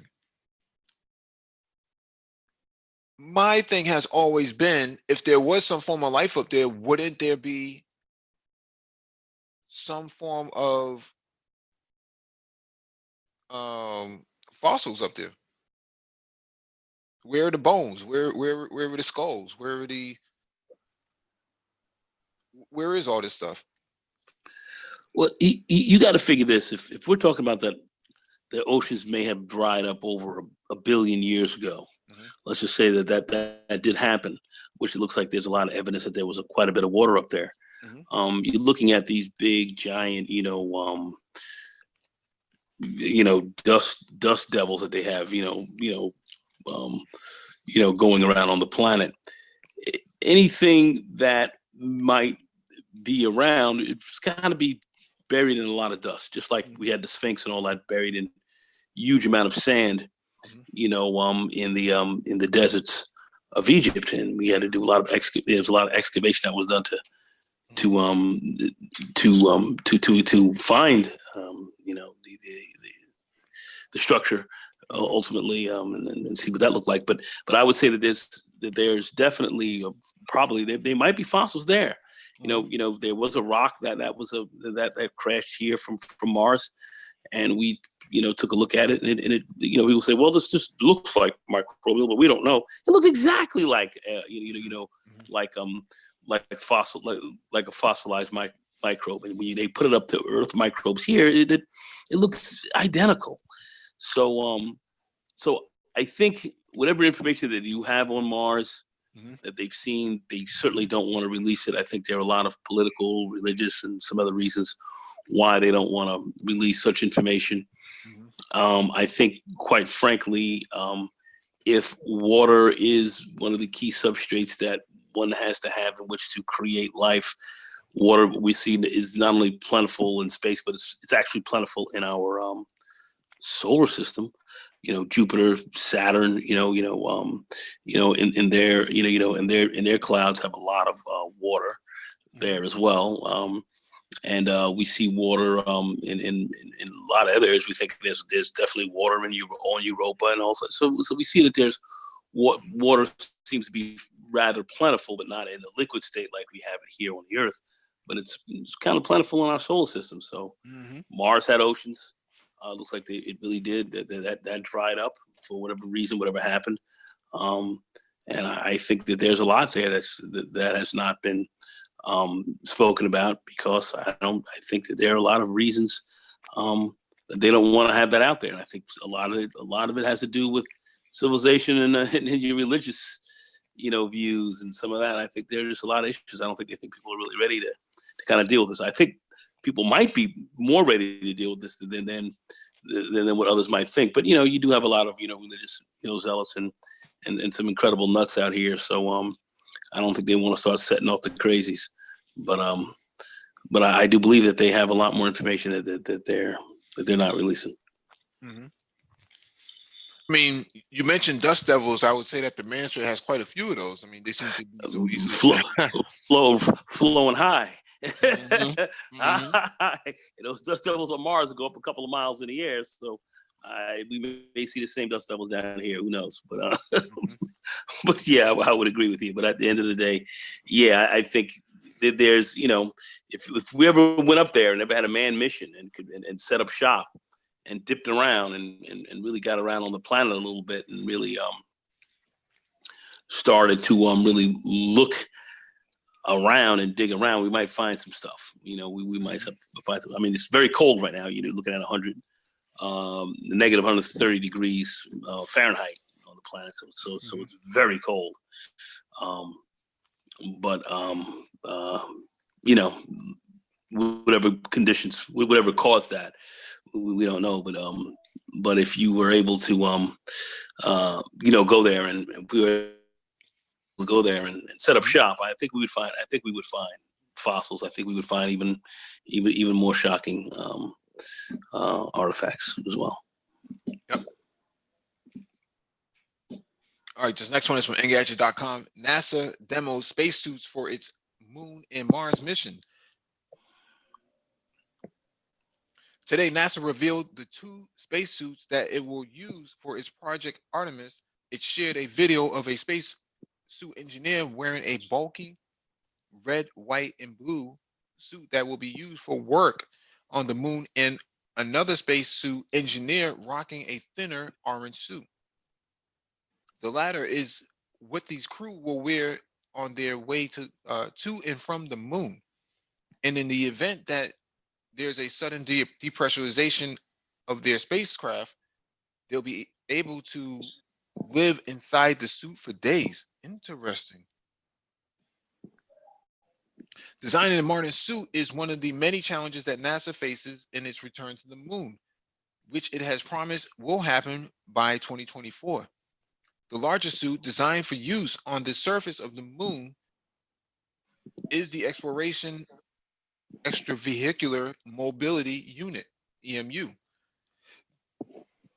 It has more shoulder mobility than past suits, which allows astronauts to reach overhead and across their bodies, something they apparently couldn't do before.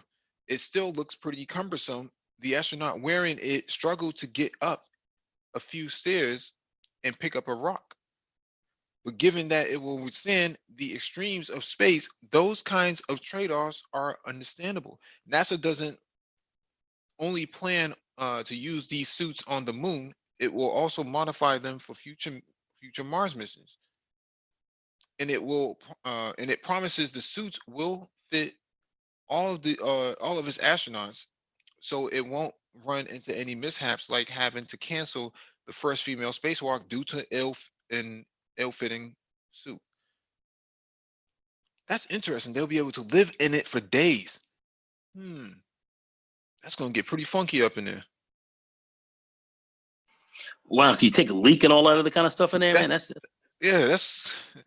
no, man. Man, I don't know about that, bruh. It doesn't seem butterlake to me. I don't know if I want to be stewing my own juices, man. Nah, man, I'm kind of not, nah, man. I don't know, man. Be sitting inside of a man smoothie. I don't think so, man.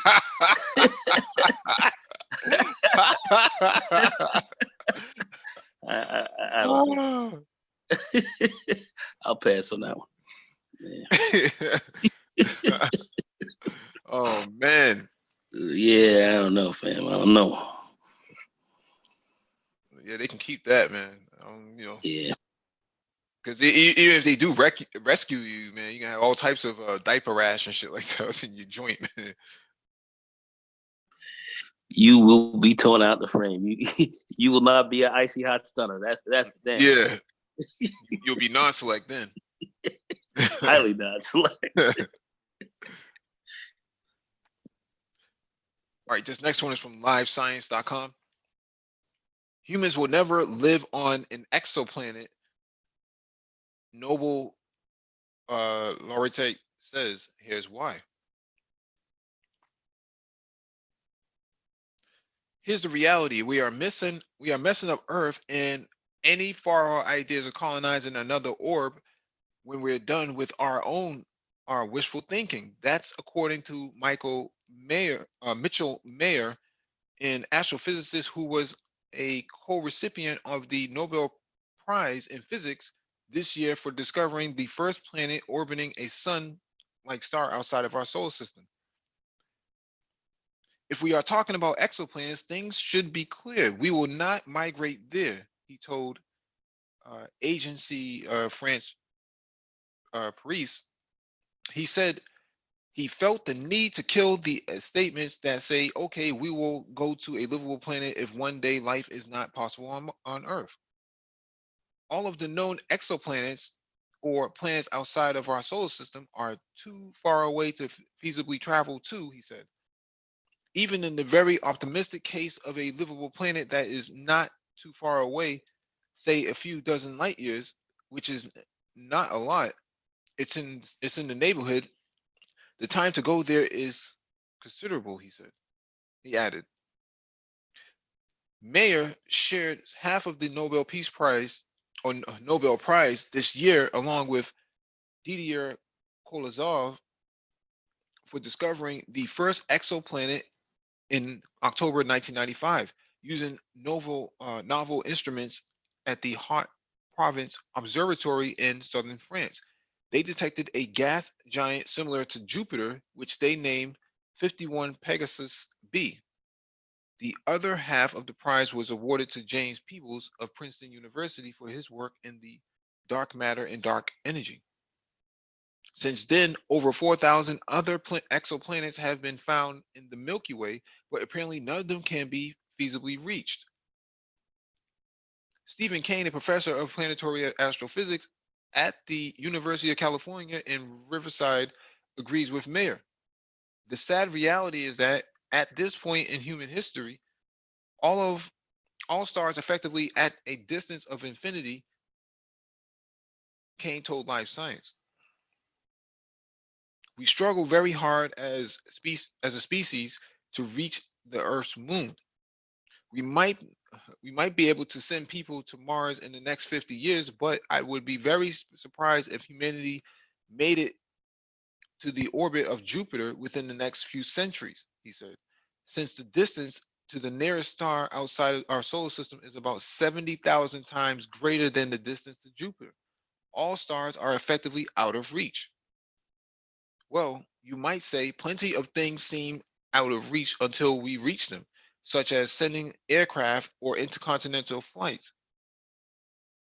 But in this case, the required physics to reach the stars, if it exists, is not known to us, and it would require a fundamental change in our understanding of the relationship between mass, acceleration, and energy. So that's where we stand firmly on Earth and unlikely to change for a very, very long time. Mayer told the AFP, we must take care of our planet. It is very beautiful and still absolutely livable. Andrew Farknoy, Emeritus Chair of the Astronomy Department at Foothill College in California, agreed that we won't be able to travel to these stars in the near future. But I would never say we can never reach the stars and possible habitable planets, he said. Who knows how our technology will evolve after a million years of evolution? I somewhat agree with this. The last article pointed to the idea of NASA going back to the moon by 2024, but that's a little bit inaccurate because the actual man mission is supposed to be scheduled for 2036, not 2024. I think they're going to send a rover up to the moon on 2024, but not now. It's not within this presidential cycle. It's supposed to be in 2036. Well, I know they have experimental technologies out here where they're able to create black holes in small areas here, like at CERN and some, and with these, with these hydrogen colliders and so forth. So if you can somehow deal with the mass issue and create a tremendous amount of mass in a small amount of space, you might be able to kind of warp, space-time continuum, and you might be able to warp space in such a way where you can warp areas and distort space where you can bring a star much closer to you, and at a much faster rate than you might be through through, let's say, fusion technology and some of this other stuff with fusion cells that might be able to work as a power source, which could get you at sublight speeds, which could get you to a star like Alpha Centauri in maybe 25 or 30 years, where if you're moving at light speed, you can get there in 40 years. But traveling at the speed of light, of which we're not able to do. But there's a lot of very interesting thoughts and some technologies that are developing around this.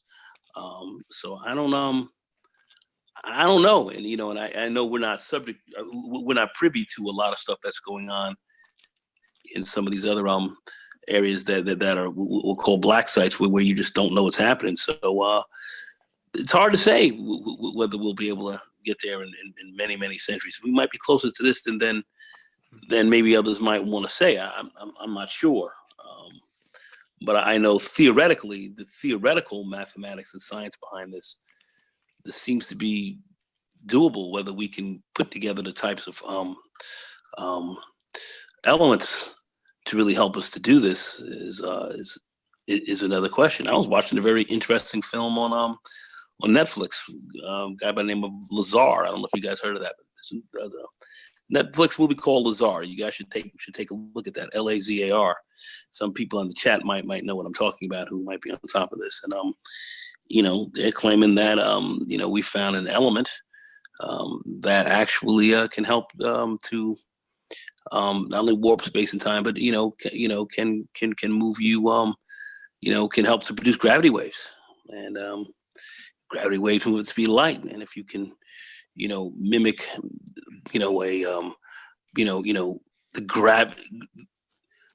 the gravitational kind of pull of another planet, or even of another galaxy, if you will, and then you're able to coordinate that with a spaceship that could pull you through there at incredible speeds, at sublight speeds quickly. So it's, who knows? Who knows what we have?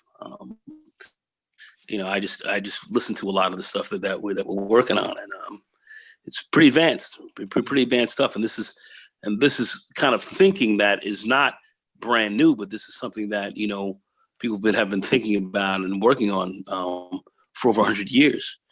Certainly with respect to some of Einstein's original theories, and folks kind of expanding on that. This is so this is stuff that people have been thinking about for quite a while. So I just throw it out there. And this is not sci-fi, pretty much. Well, we do know Einstein's theories work. We know there is distortions of space-time with respect to mass, and there's a whole science and technology built around that. So well, Cyber 7 in the chat is saying human beings are not built for that. They don't want that smoke. Cyber 7, he said he said what? I'm sorry. Very dangerous game to go. We don't want to do that. Human beings are not made for that. So basically, human beings are not made for that. I don't believe Cyber 7 is in a position to determine what human beings are made or what are not made for. We don't know what we're made for. We don't know. We don't know what our possibilities are, our true limitations are. We don't know. I don't know where he can come up with saying that statement, but that's what I think. Well, the link is in the chat. He can feel free. Oh well, there he is, right there.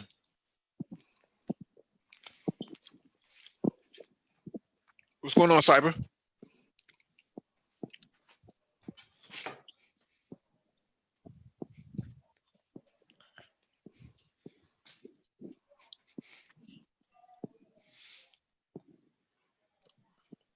Oh, he's not there anymore. He left. Maybe that's what human beings are capable of doing. They come in and they can disappear pretty quick. Light speed.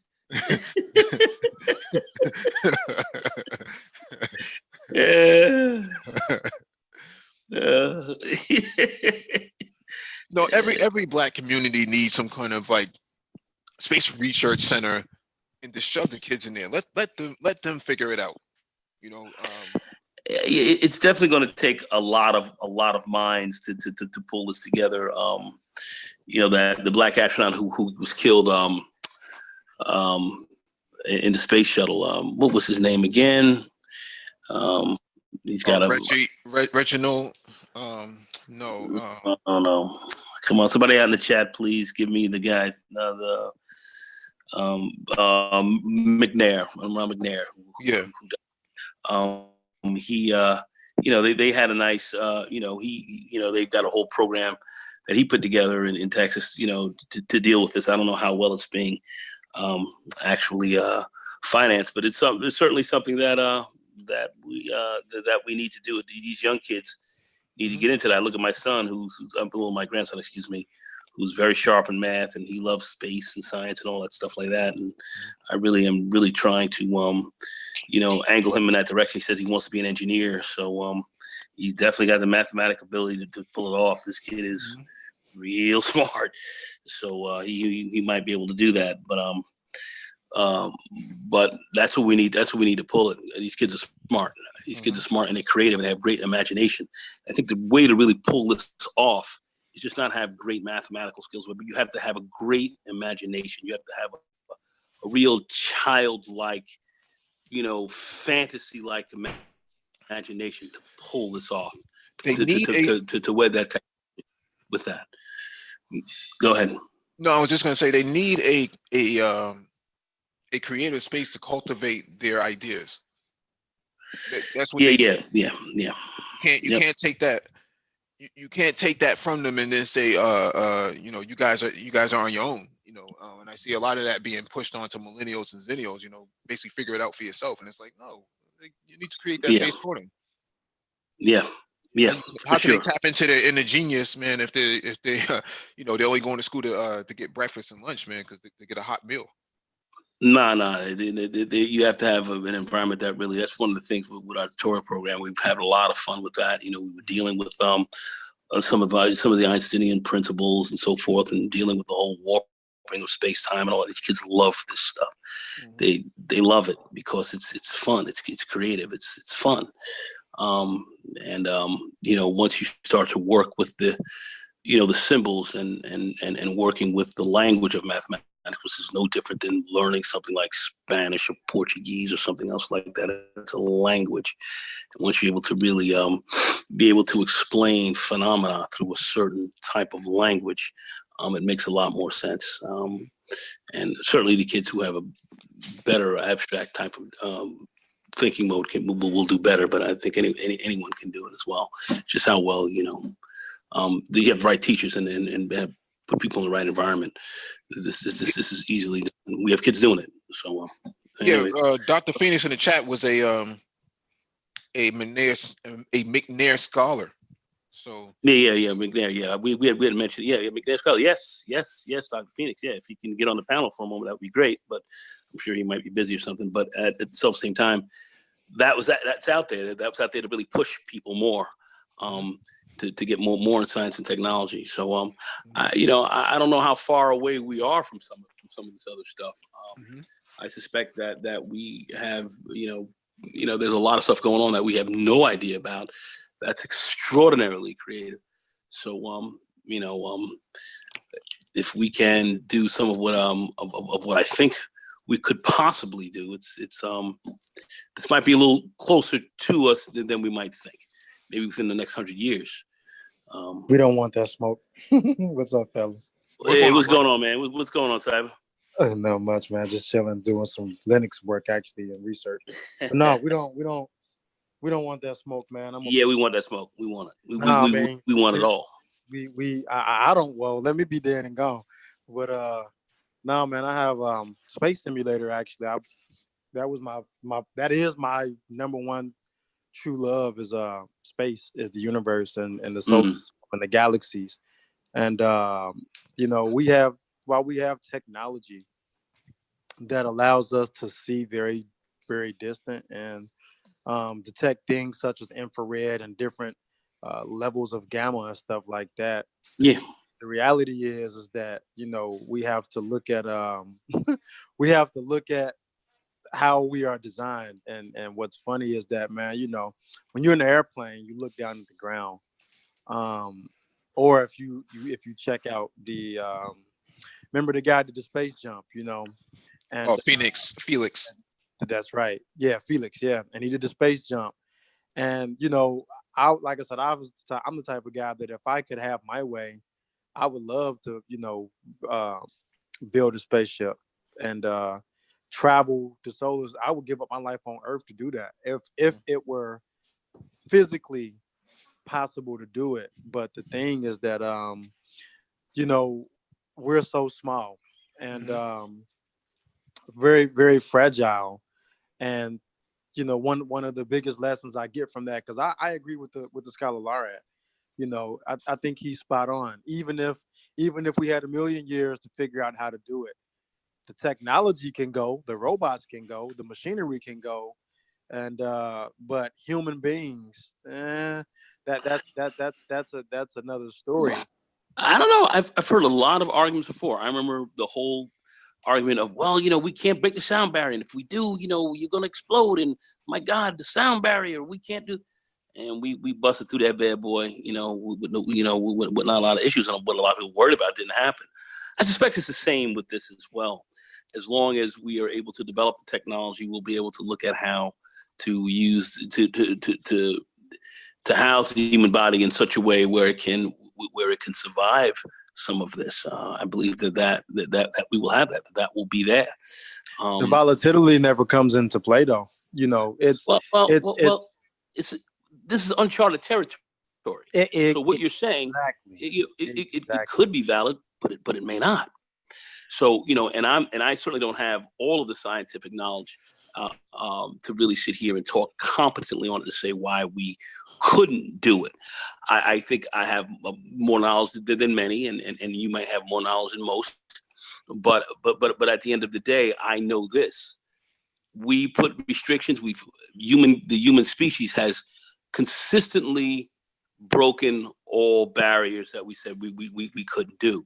This is a whole new area, going into outer space and traveling at above light speeds, and warping space, and and traveling through wormholes, and Einstein's Rosen's bridges, and all these types of things that we haven't created all this yet. Traveling through a black hole, and approaching an event horizon, and how to move. All of this stuff is out there. All the stuff is sheer speculation. We don't know. People that said years ago, many centuries ago, if you floated far down down the ocean, you're gonna fall off the earth. You were dead. You were finished. And obviously, that wasn't that wasn't the case. So I'm just saying, we have people in the manosphere saying that though. Oh man, people. I'm just saying there are all kinds of barriers that we say we can't do. The human can't do it. There are those out there that want that smoke. They don't want some of it. They want all of it, and they're working on it right now. So I don't know what to say. I just know the only thing that can limit us is our imagination or lack of it. And that's kind of where I think we are as a species. I believe we are a space faring species. I believe that's exactly where our future is going to be. I think your great grandchildren all that will be jetpacking on the moon and having that kind of fun, and running around on Mars or whatever. I think that's where the future is going. And I think the galaxy and the stars are certainly going to be a very big part of the human experience and the human equation. That's just how I see it. I could be wrong. I won't be around. I'll be dead as Kelsey's nuts. But let's just say this: there'll be others to carry on. And the only thing I'll do if there's time travel, just look at old Nagone. He's waving at you from 300 years ago, saying, "Go do it, boys. Get alive. I wish I was with you." Well, there was a movie. I forget. It's an older movie. Where the guy got stuck. I want to say Interstellar. And Interstellar has some interesting points on it. I don't know if people remember the one part. On Interstellar, when they went to the planet and they had to go and get the artifact that they were trying to get, and they were telling them that he was telling old girl, "We need to get this artifact and go. Any time that we spend here is an enormous amount of time that's, happening far, far away.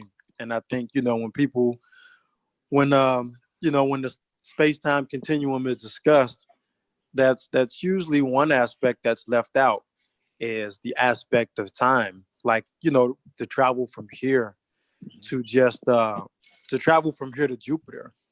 That's a very, very, very far distance. And even if you get there, right? One of the other things that we haven't even perfected here is how to deal with the immense pressures on Earth right now. I mean, we don't have anything on Earth that can resist immense pressure or and radiation. Well, that's right. Well, hold on. We simulate them in labs. We simulate that stuff. But that doesn't work, nigga. But Nagan, that's just a lab. Earth can fit into Jupiter with a couple thousand times.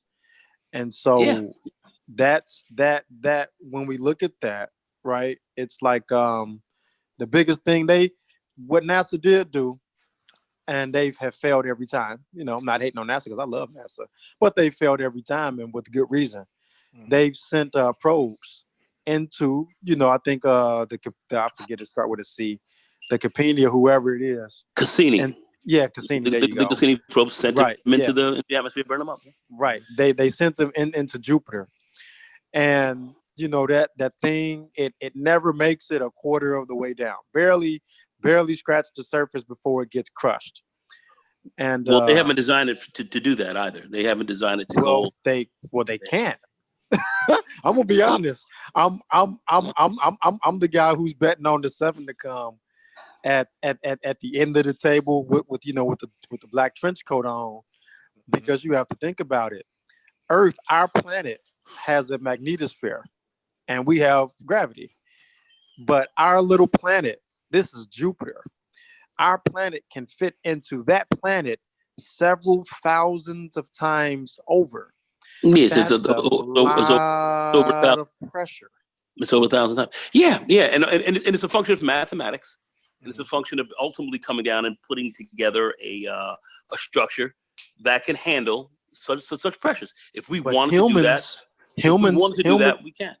Humans can barely as far as stand a to get suit with is a brick. concerned.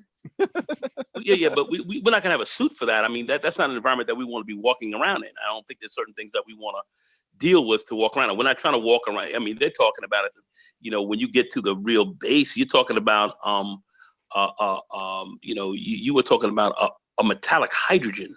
These are the kind of pressures they're talking about. Why Jupiter has such a powerful magnetic field.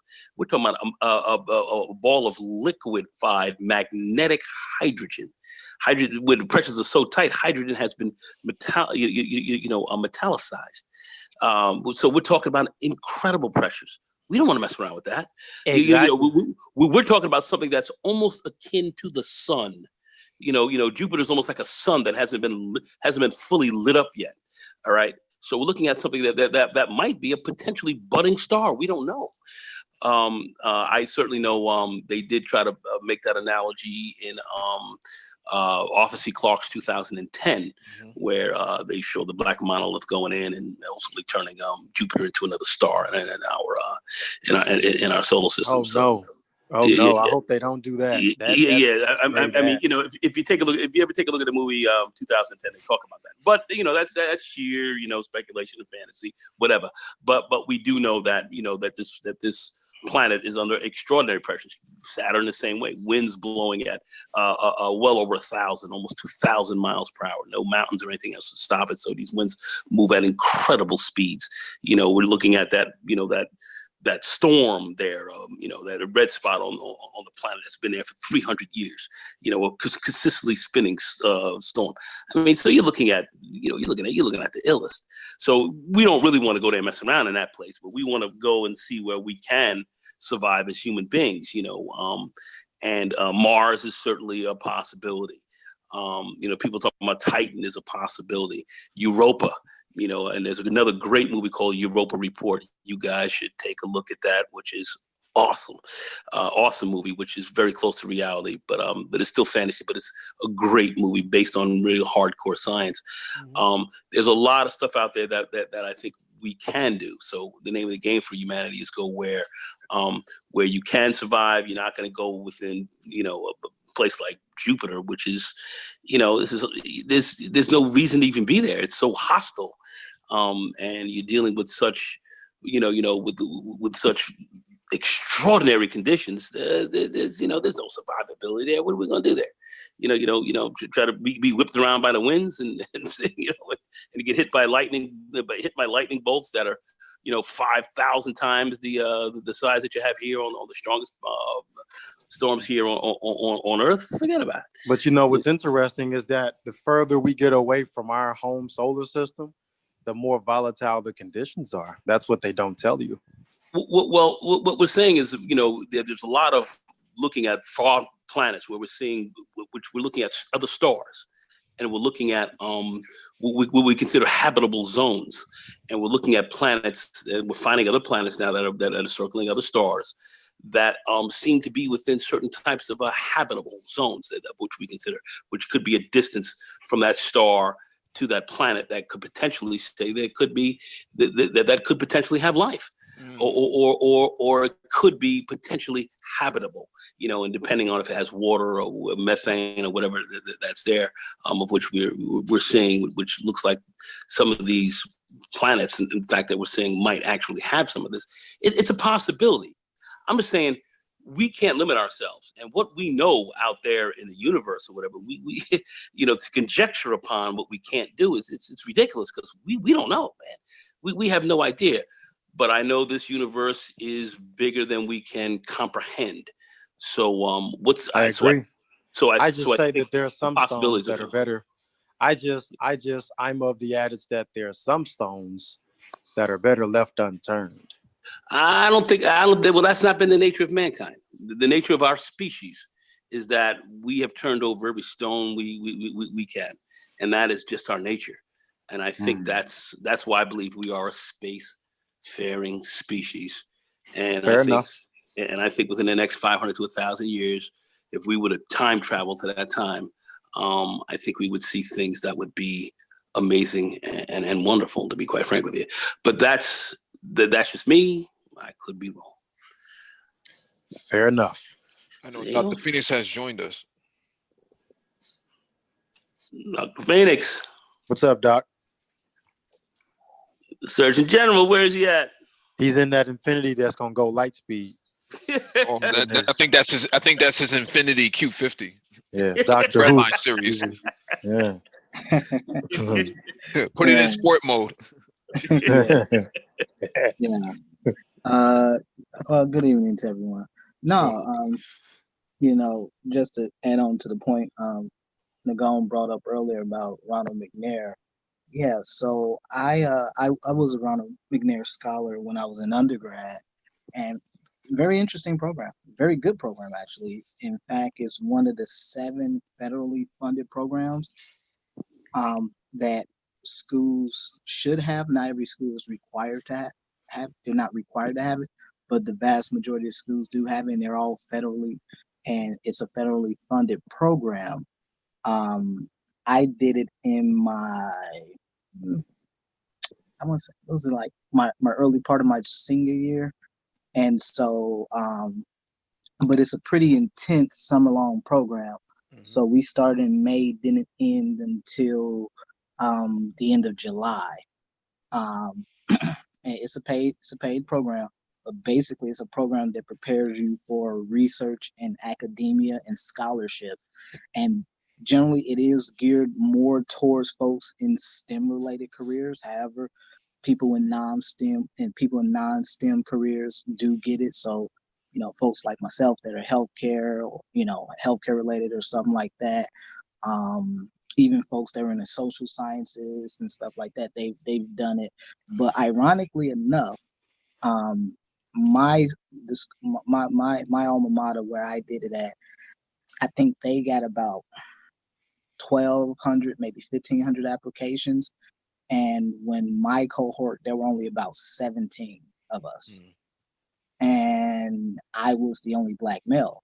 But and ironically enough, a lot of people don't know Ronald McNair has a brother. It was his brother who pushed Congress to establish Ronald E. McNair as a scholar program, and his alma mater, I think that's where he got his PhD from, University of South Carolina. Ironically, given the conversation we've been having for the last 2 days, yeah, he went there. But it's ironic because about 2 years before he died, back in I think it was 1984, he actually gave the commencement address for the graduating class of that year. And in it, he spoke specifically about the need to have research pipeline, to have pipeline programs for students who were interested in STEM, medicine, healthcare, and stuff like that, to get them into research and to ultimately get them to matriculate into graduate school, professional schools, and specifically doctoral programs. Mm-hmm. And so, and he was actually pretty emphatic when he said exclusively Black students. You know, he didn't turn this into the Rainbow Coalition, but he made it, it was very clear. Actually, you can watch that commencement address. I think they still might have it on YouTube. So if you Google it, if you search for it on YouTube, you might be able to find it. But like I said, it's a very intense program. I went through it. I'm still plugged into the network to this day. I know a number of folks they've gone through it, gone on to medical school, gone on to, they got PhDs in engineering, physics, stuff like that. So, I mean, lots of folks done a lot of cool things from the program, and the program is intended to be a pipeline program because you go through a whole process of putting together an academic peer-reviewed paper. It might not get published, but it becomes an academic paper. And so that paper, whenever you decide you want to apply to a graduate program, for example, like a master's and specifically any doctoral programs, that paper that you did in that program was actually, when those admissions committees ask you for a sample of your work, you can submit that. Show your work. Yeah.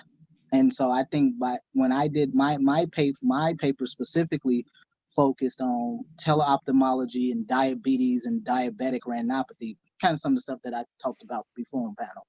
And I think by the time I wrote my paper, when I finished it, I think I wrote about 60, 70 pages, and which is pretty unheard of for an undergrad. Most undergrads don't write anything nowhere near that close.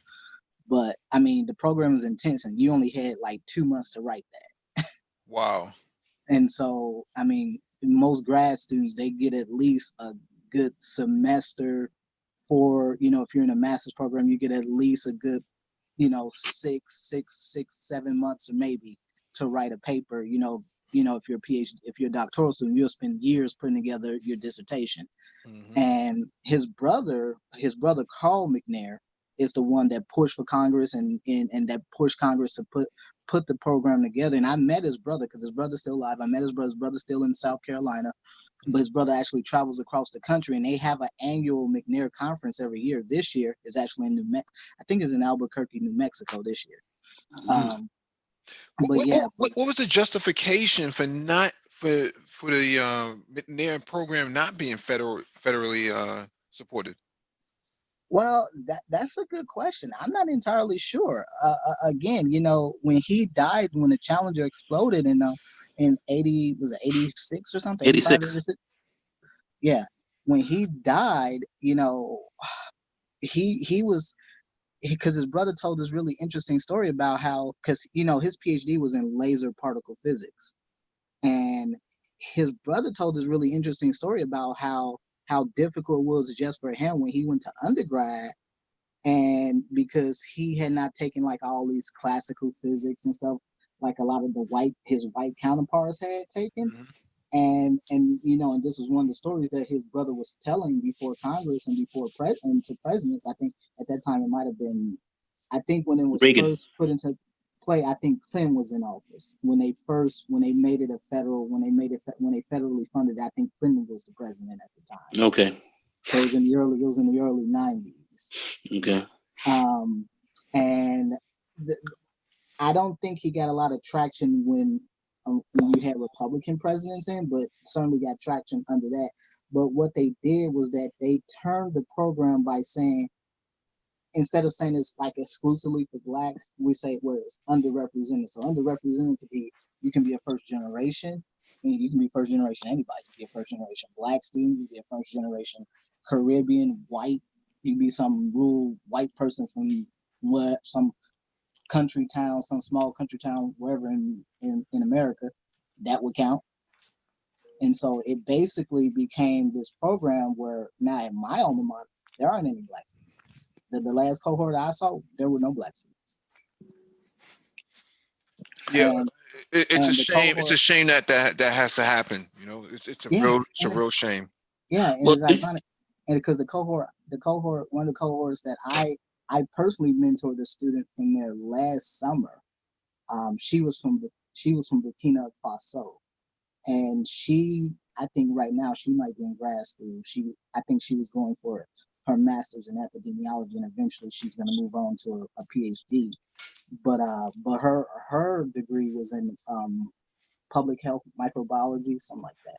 But anyhow, but I say that to say that, like, yeah, now you got a lot of you have white students that have completely encroached on it because they get to classify themselves as first generation. You can say, well, my parents are poor. I'm the first in my family to go to college. Never mind the fact that you've had accumulated advantage over centuries, but they can do that. And yeah, it's really sad because I actually have Ronald E. McNair's autographed book. His brother, I met his brother at at one of the annual conferences a few years ago, and I have his autographed autobiography and stuff like that. So. yeah, it's interesting because I knew that he had the program, and it's very interesting that you were part of it, and black students who were going into it. And I remember Doctor, a wonderful young lady, met her here in the city, actually, at the Hayden Planetarium some years ago. Dr. Mae Jemison, you know who she is, right? I got a really interesting story of an anesthesiologist I know whose brother used to date her. Brother what? Whose brother used to date her. Well, she may have issues on that regard. I'm sure she does, but she was about that life, and and she was about certainly black students getting I thought she was kind of more like one of those kind of maybe black kind of white chicks who kind of were just, well, hey, I was special, I made it. That's not what she was. That's not what I got from her. So she was all about black students really getting involved in the technical fields, and certainly getting involved in astrophysics and all this kind of stuff. She was of the view that this is where the future is, and this is great careers will be made here, and black people should be getting into this deeply. And I agree. I agree wholesale. And I ain't gonna lie, I met her. She was kind of cute,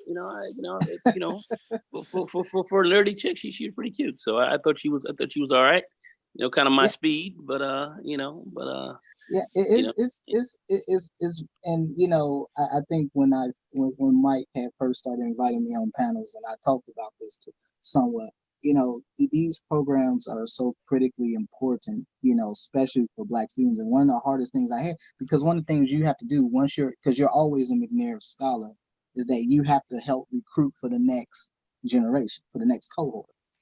And I cannot stress, man, I've talked about this before, how difficult of a time I had trying to get brothers to get into the program, because again, folks don't want to give up their summers. You're talking about, man, I was sitting in lectures like 12, 14 hours a day, man. On top of when I go home, I'm writing up papers. I have to go do fairs and doing all kinds of stuff. So I mean, there was never a day that I was not busy. But folks don't want to give up their summer. I couldn't find folks that were willing to give up their summers to do that, even though it's a very strong pipeline program. And the great thing about it is not that you just get this body of research experience that you can put on your CV and that becomes a critical part of your application, but it waives your application for GRE. If you want to take the GRE is free for McNair scholars. You can, it waives your application fees for graduate school and these PhD programs, whichever one you decide to apply to. It waives that. I mean, there's a number of benefits that you get from just being in the program itself. I was How well publicized definitely is aware. this? Oh, it's pretty much most of your public universities, all and even including a number of your pretty much most of your private universities have this program. It's just that typically the problem is that you need to be paired with a mentor. So you need to be paired with a mentor and whatever your academic department is. And So so let me, typically that's where Black students have a problem at, because Black students don't have relationships with professors in that department. so that's And, interesting. So let me ask a question. I wonder, because that sounds really good. I mean, because all jokes aside, I'm I that's what I aspire. That's what got me into the sciences was just I had an Indian teacher behind me that she just let me explore and didn't hold back anything from me, and they just let me go. But I wonder how many. So if this is at the university level, I guess my next question would be how well known is this at some of these high schools? It's all good, having marching band or having sports, but how do you know how well this is? How well this is known at some of it's the high not schools typically, levels a to short answer prepare? to that question, brother, is that it's not typically well known. Even at the college level, even at the collegiate level, like how I found out about it was one of the students. She was in my program with me, and her and I were real good friends. She was from Gambia, but I saw her project and she told me about it, and I knew the professor that she worked with, and I had already had a professor that was a mentor, and she knew about it as well. And so they got together and they actually had me to, I actually ended up having to work with one of the local medical schools in the health department on my project, but it was something I had to put together myself. And so it's really and here's the thing about academia and a lot of these things. It's not just the McNair program, but the NIH offers similar types of programs as well. They offer programs like that for undergrads where they would completely pay for your undergrad degree. And they would send you, and only thing you have to do is go to Bethesda every summer and do research at the NIH. They got whole programs like this. Man, it'd be And nice to get some of these and kids. and here's the problem. The problem is that this is insider knowledge. You only get this unless you're in the know. And that's kind of why I kind of talk the way I do about certain things in academia, because the average student, even if you're sitting on a college campus, you will never know about these programs unless you have those kinds of relationships with professors in whatever your academic department is. Especially especially the folks in the STEM and the healthcare related fields. They should make this information much more available, because I knew about the McNair program. I knew about it for many years.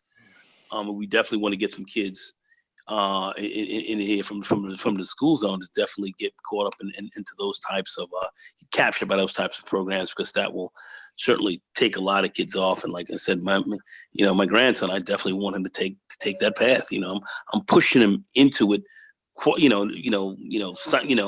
not a aggressive way, because but I was pretty decent in math, but this kid's his abstract thinking ability is really good. So young mind. I'm just so I really want to push these kids towards this, and we definitely need to do that. And I think that's where our schools, that's where the terrible aspect of our schools, how they've fallen apart, is just failing us. That's why we really got to capture our education. I believe it's really going to be incumbent upon us to educate ourselves, because at the end of the day, I don't even though we create this public school system, it's designed to kind of to move us out of there in so many respects. It's terrible to say that, but yeah, here's the thing, man. Yeah, I see.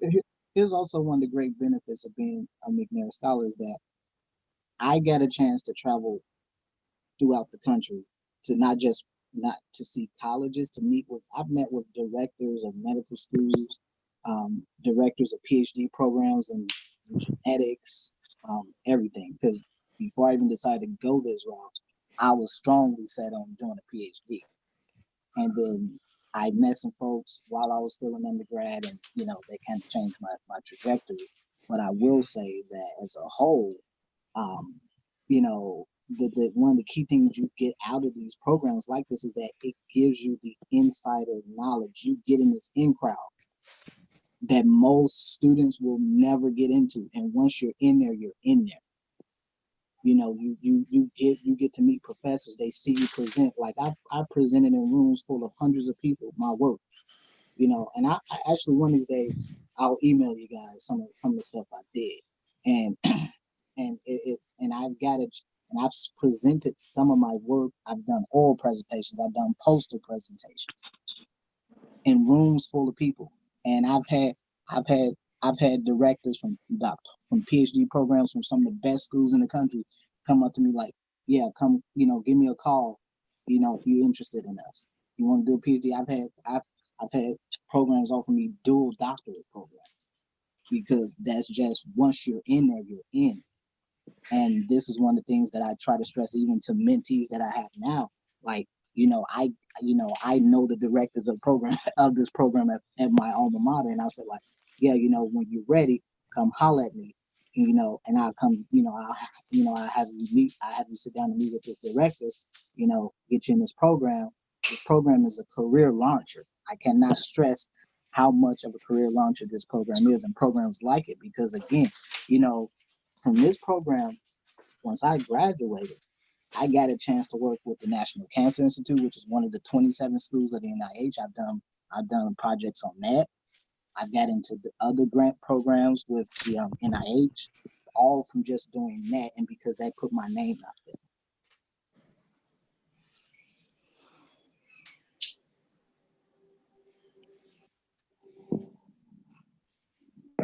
So, yeah, I would say as a whole, brothers, the key thing, and this is why I stress so much about, you know, going to 4-year school is not about the degree. It really is about that network that you can cultivate in that 4-year period.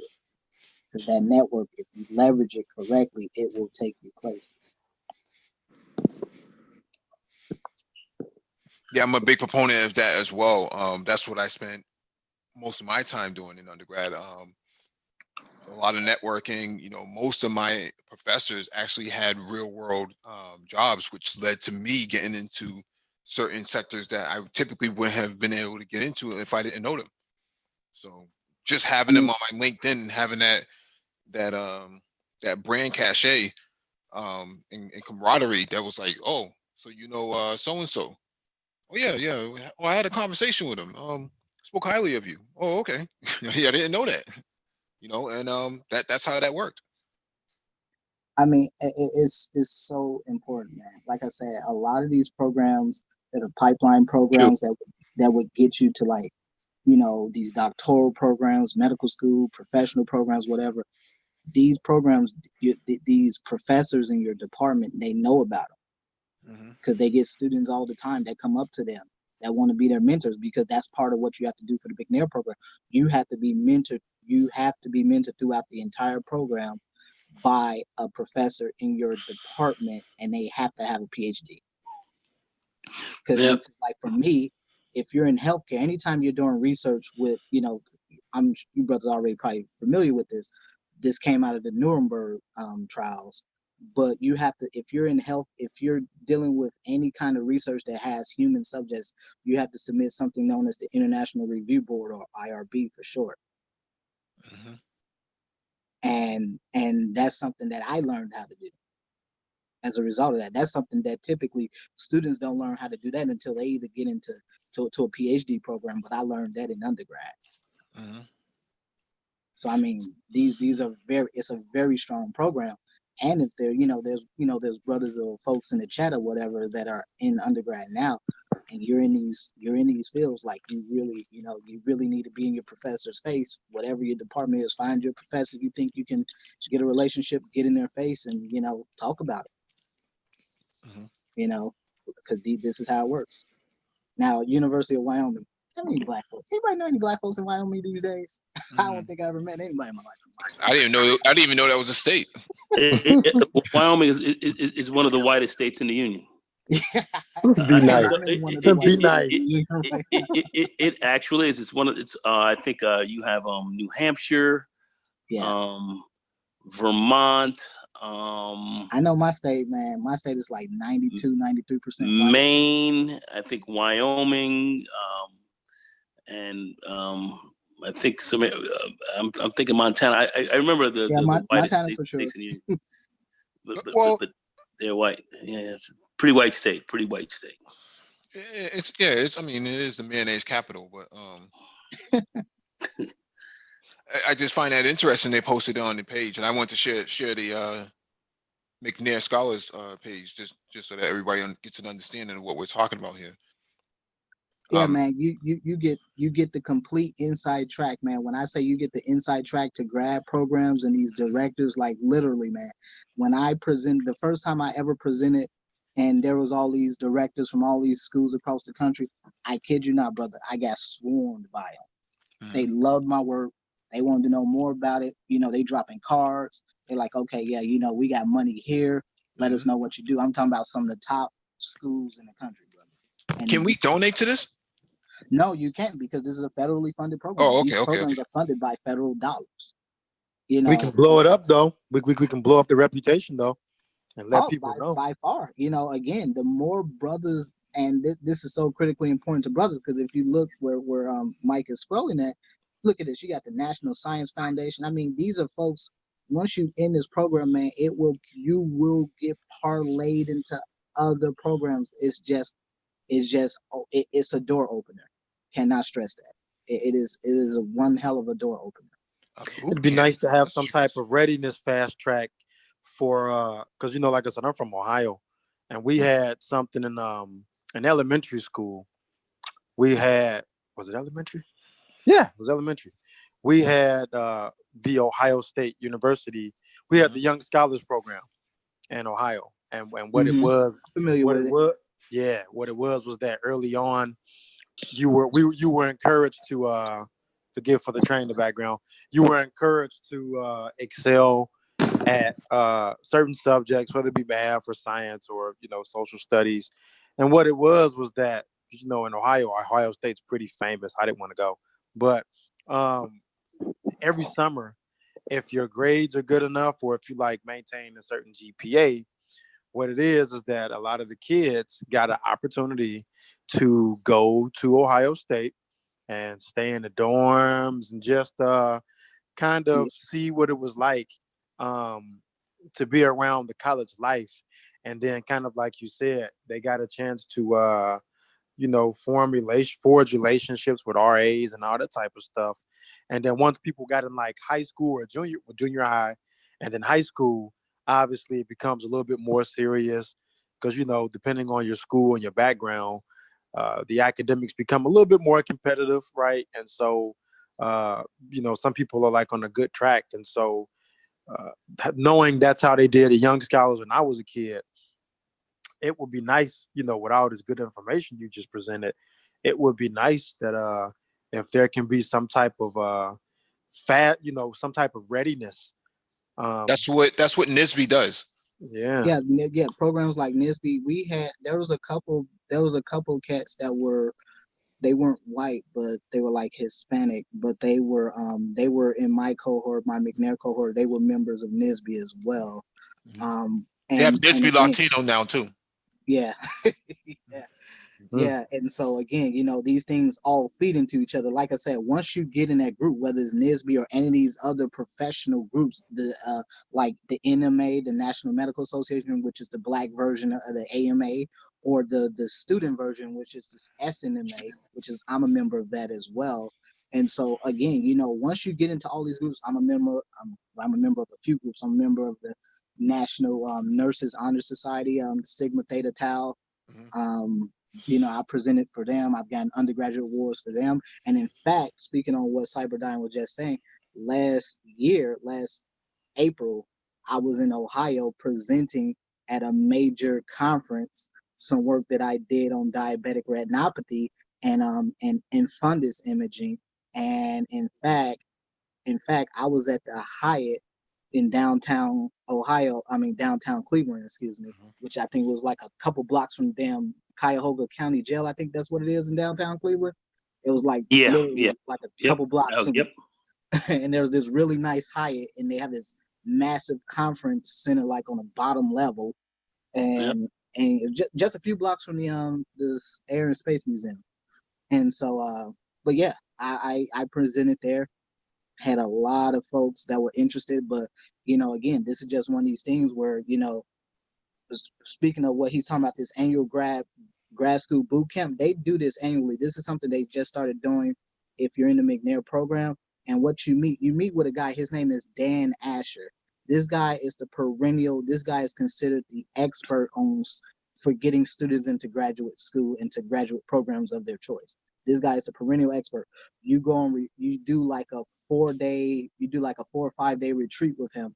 When I did it, we went to Wisconsin Dells, and you do like a 4 or 5 day retreat, and it's everything. It shows you how to put together your graduate school application, depending on what kind of program you wanting to do. I mean, it gives you everything. It shows you how to use your McNair status to get how to get GRE waivers, how to get waivers for applications, because a lot of folks don't know this, but application fees for grad school are insanely expensive. If you want to go get a master's, especially the doctoral programs, if you want to go to especially medical school, because I tell folks all the time, you want to go to medical school, you might as well budget about 10 grand if you're talking about applying. It is insanely expensive, and you can get a huge number of those fees waived just by being a McNair scholar. Because what schools will do, they will charge you an initial fee, but then they'll do a secondary fee. So a lot of schools make you do a secondary application. They charge a fee for that. So but we can talk about this some other time. But I do want this to be. I do think what Mike is putting up here on the screen, what he's sharing on the screen, is extremely important, especially for young folks and for the brothers that might have family members that are in college right now, or you got, like Navon was saying, his grandson. Like these are programs. And speaking of Ohio, there's a couple of medical schools I know for a fact in Ohio. They have an early entrance program for high school students, meaning that if you're within a certain percentage of your population, you can apply directly to their medical school, get accepted before you even step a foot into college. Get accepted to medical school. All you have to do is maintain a GPA of 3.5 and get an acceptable score on the MCAT. And you will have an acceptance to medical school before you even walk into a 4-year university. Wow, there's a number of schools like that have programs like that across the country. I know for sure the University of Illinois Chicago has some similar programs. They call it Urban Scholars, Urban Medicine. You have one down here called the Sophie Davis Medical Program here. Yep, I'm familiar with that at City. College, at the CUNY. At CUNY. Yep. Sophie Davis. So you bop it out. You 3.5. Minority student. I think it was a female, I believe, if I remember correctly, that she helped to create that program. Well, it's been around a long time. Sophie Davis has been around since 75 or so. It's been around a long time. It's been around a while. I mean, that's a game changer because, let's think about it. Not a lot of this information is wonderful. If you think about some of the youth out there, that's from the community and that's in the community. I mean, gee whiz, think of how you could sell that. And they can be like, what, that gives them much more of an incentive not to make or go down the wrong path by saying, what, man, look at this. I just got this letter, man. And man, they come running home and they just say, man, I just got this letter. Terrence got accepted into this medical school. And that right there is just like, man, all the steam that, parents or caretakers or guardians need, and even some of these kids need, to keep them motivated, to keep them on the right path. And that's just, to me, what you guys are putting out is just much more of an incentive to say that this is why you don't want to go down the wrong path. You got this is like having that uh, Mercedes Benz waiting on your 16th birthday, and you got this waiting for you at the end. All you got to do is just have people to just keep you on the right path and stay on the right path. But it's like a lot of people don't know that, and or very few people in the community know that. And to go further, now that you mention that, because like I said, I've never heard of that. But now in my mind, right, it's just like, okay, I don't want to hear people talking about, well, all blacks got to do is aspire to be rappers or entertainers or ball players. No, there's programs out there where that you start early. You've got a seat. All you got to do is just keep on the right path. Brother, these programs been around for so long. They've been around a long time. McNair's been around over 30 years. I mean, 30 years. McNair's been around about 30 years. I think the first one was, I think it initially started around 92 or something like that. It's been around about 30 years. So. Yeah, it's been around about 30. I was aware of it. That's why I mentioned it. And then you said you had you were part of that in the chat. So I said, man, get on here and kind of give a little more information on that. Because here's the funny thing. Here's the funny thing about that, brother, and which is why I said these are this is insider knowledge, and why is this so important? Is because to apply for the McNair program, you actually have to submit like your transcripts. You have to submit. It's like you're applying to grad school or medical school.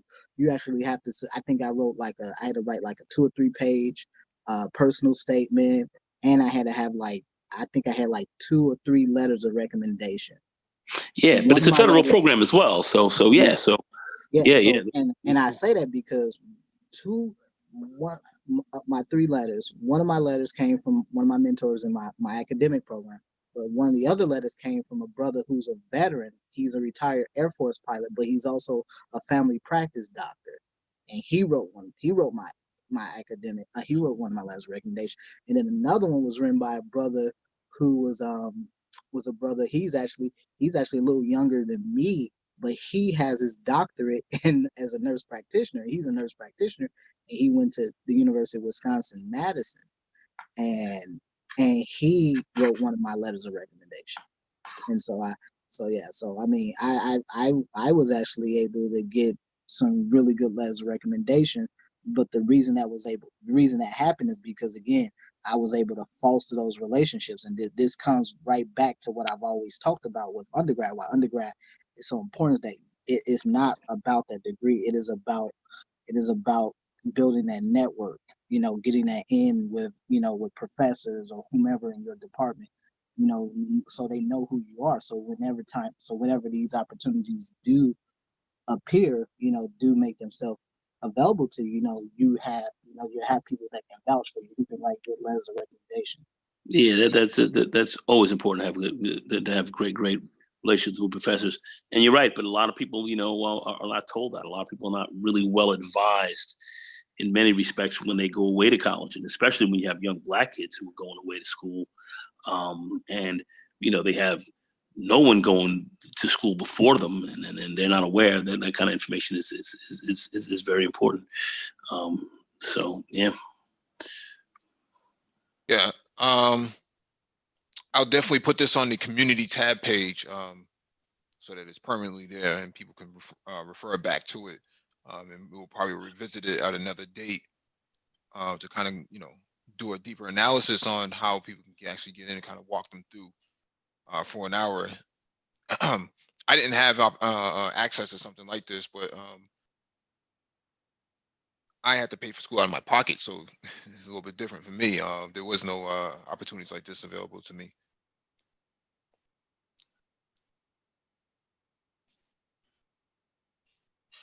But yeah, this is definitely dope, man. It's amazing that very few Black people actually in it. I see some of these pictures. There's more white people involved in it than anything else. That's the problem with it, brother. I mean, that's what's happening, man. Mm-hmm. One part is just Black students' apathy about the program and about pushing to try to get into the program. The other part is we got white folks that can classify themselves as first generation college students. Despite the fact that technically. Phoenix, do a lot even know? Do a lot aware? No, and again, you don't know that. A lot of students don't know about it, which is why they actually have whoever's the current cohort of McNair scholars. They also help to recruit the next cohort. Mhm. And so, it sounds a lot better when it's coming from your peers, obviously. And so, but yeah, it's one of those deals where, yeah, you just, if I didn't have that one time where I didn't not, I had this friend, she was in the same program with me, I didn't see her work. Yeah, I probably would have never knew about it. Yeah, Gives I new was meaning to definitely having a trusted aware. advisor. The Yeah, advisors I mean, don't tell you nothing, man. I'm just gonna be frank with you, man. And I tell this to every black student I know in undergrad. Like, I don't believe a damn thing coming out of those advisors now. Just don't, because they give black students such terrible advice most of the time. yeah. Well, like I said, I was aware of the McNair program. I was aware. Didn't know anyone who was exactly in it, but I knew we definitely had one going, and it's been around for a while, and it's a STEM program, and it's all about getting people into the space and technology business, if you will. Even greater than that, of course, but certainly, since we're on the space and technology talk here tonight, you're hitting it from a healthcare perspective, which is relatable without a question, without doubt. But that's something that we just more people just need to know about. And it's great that you were able to come in and fill in a lot of gaps here. Oh yeah, absolutely. Would love to hear some of that information and some of these new albums that's hitting the streets. Put some of that in there. You can have Doc Phoenix on a feature, in the background or something, dropping that type of knowledge.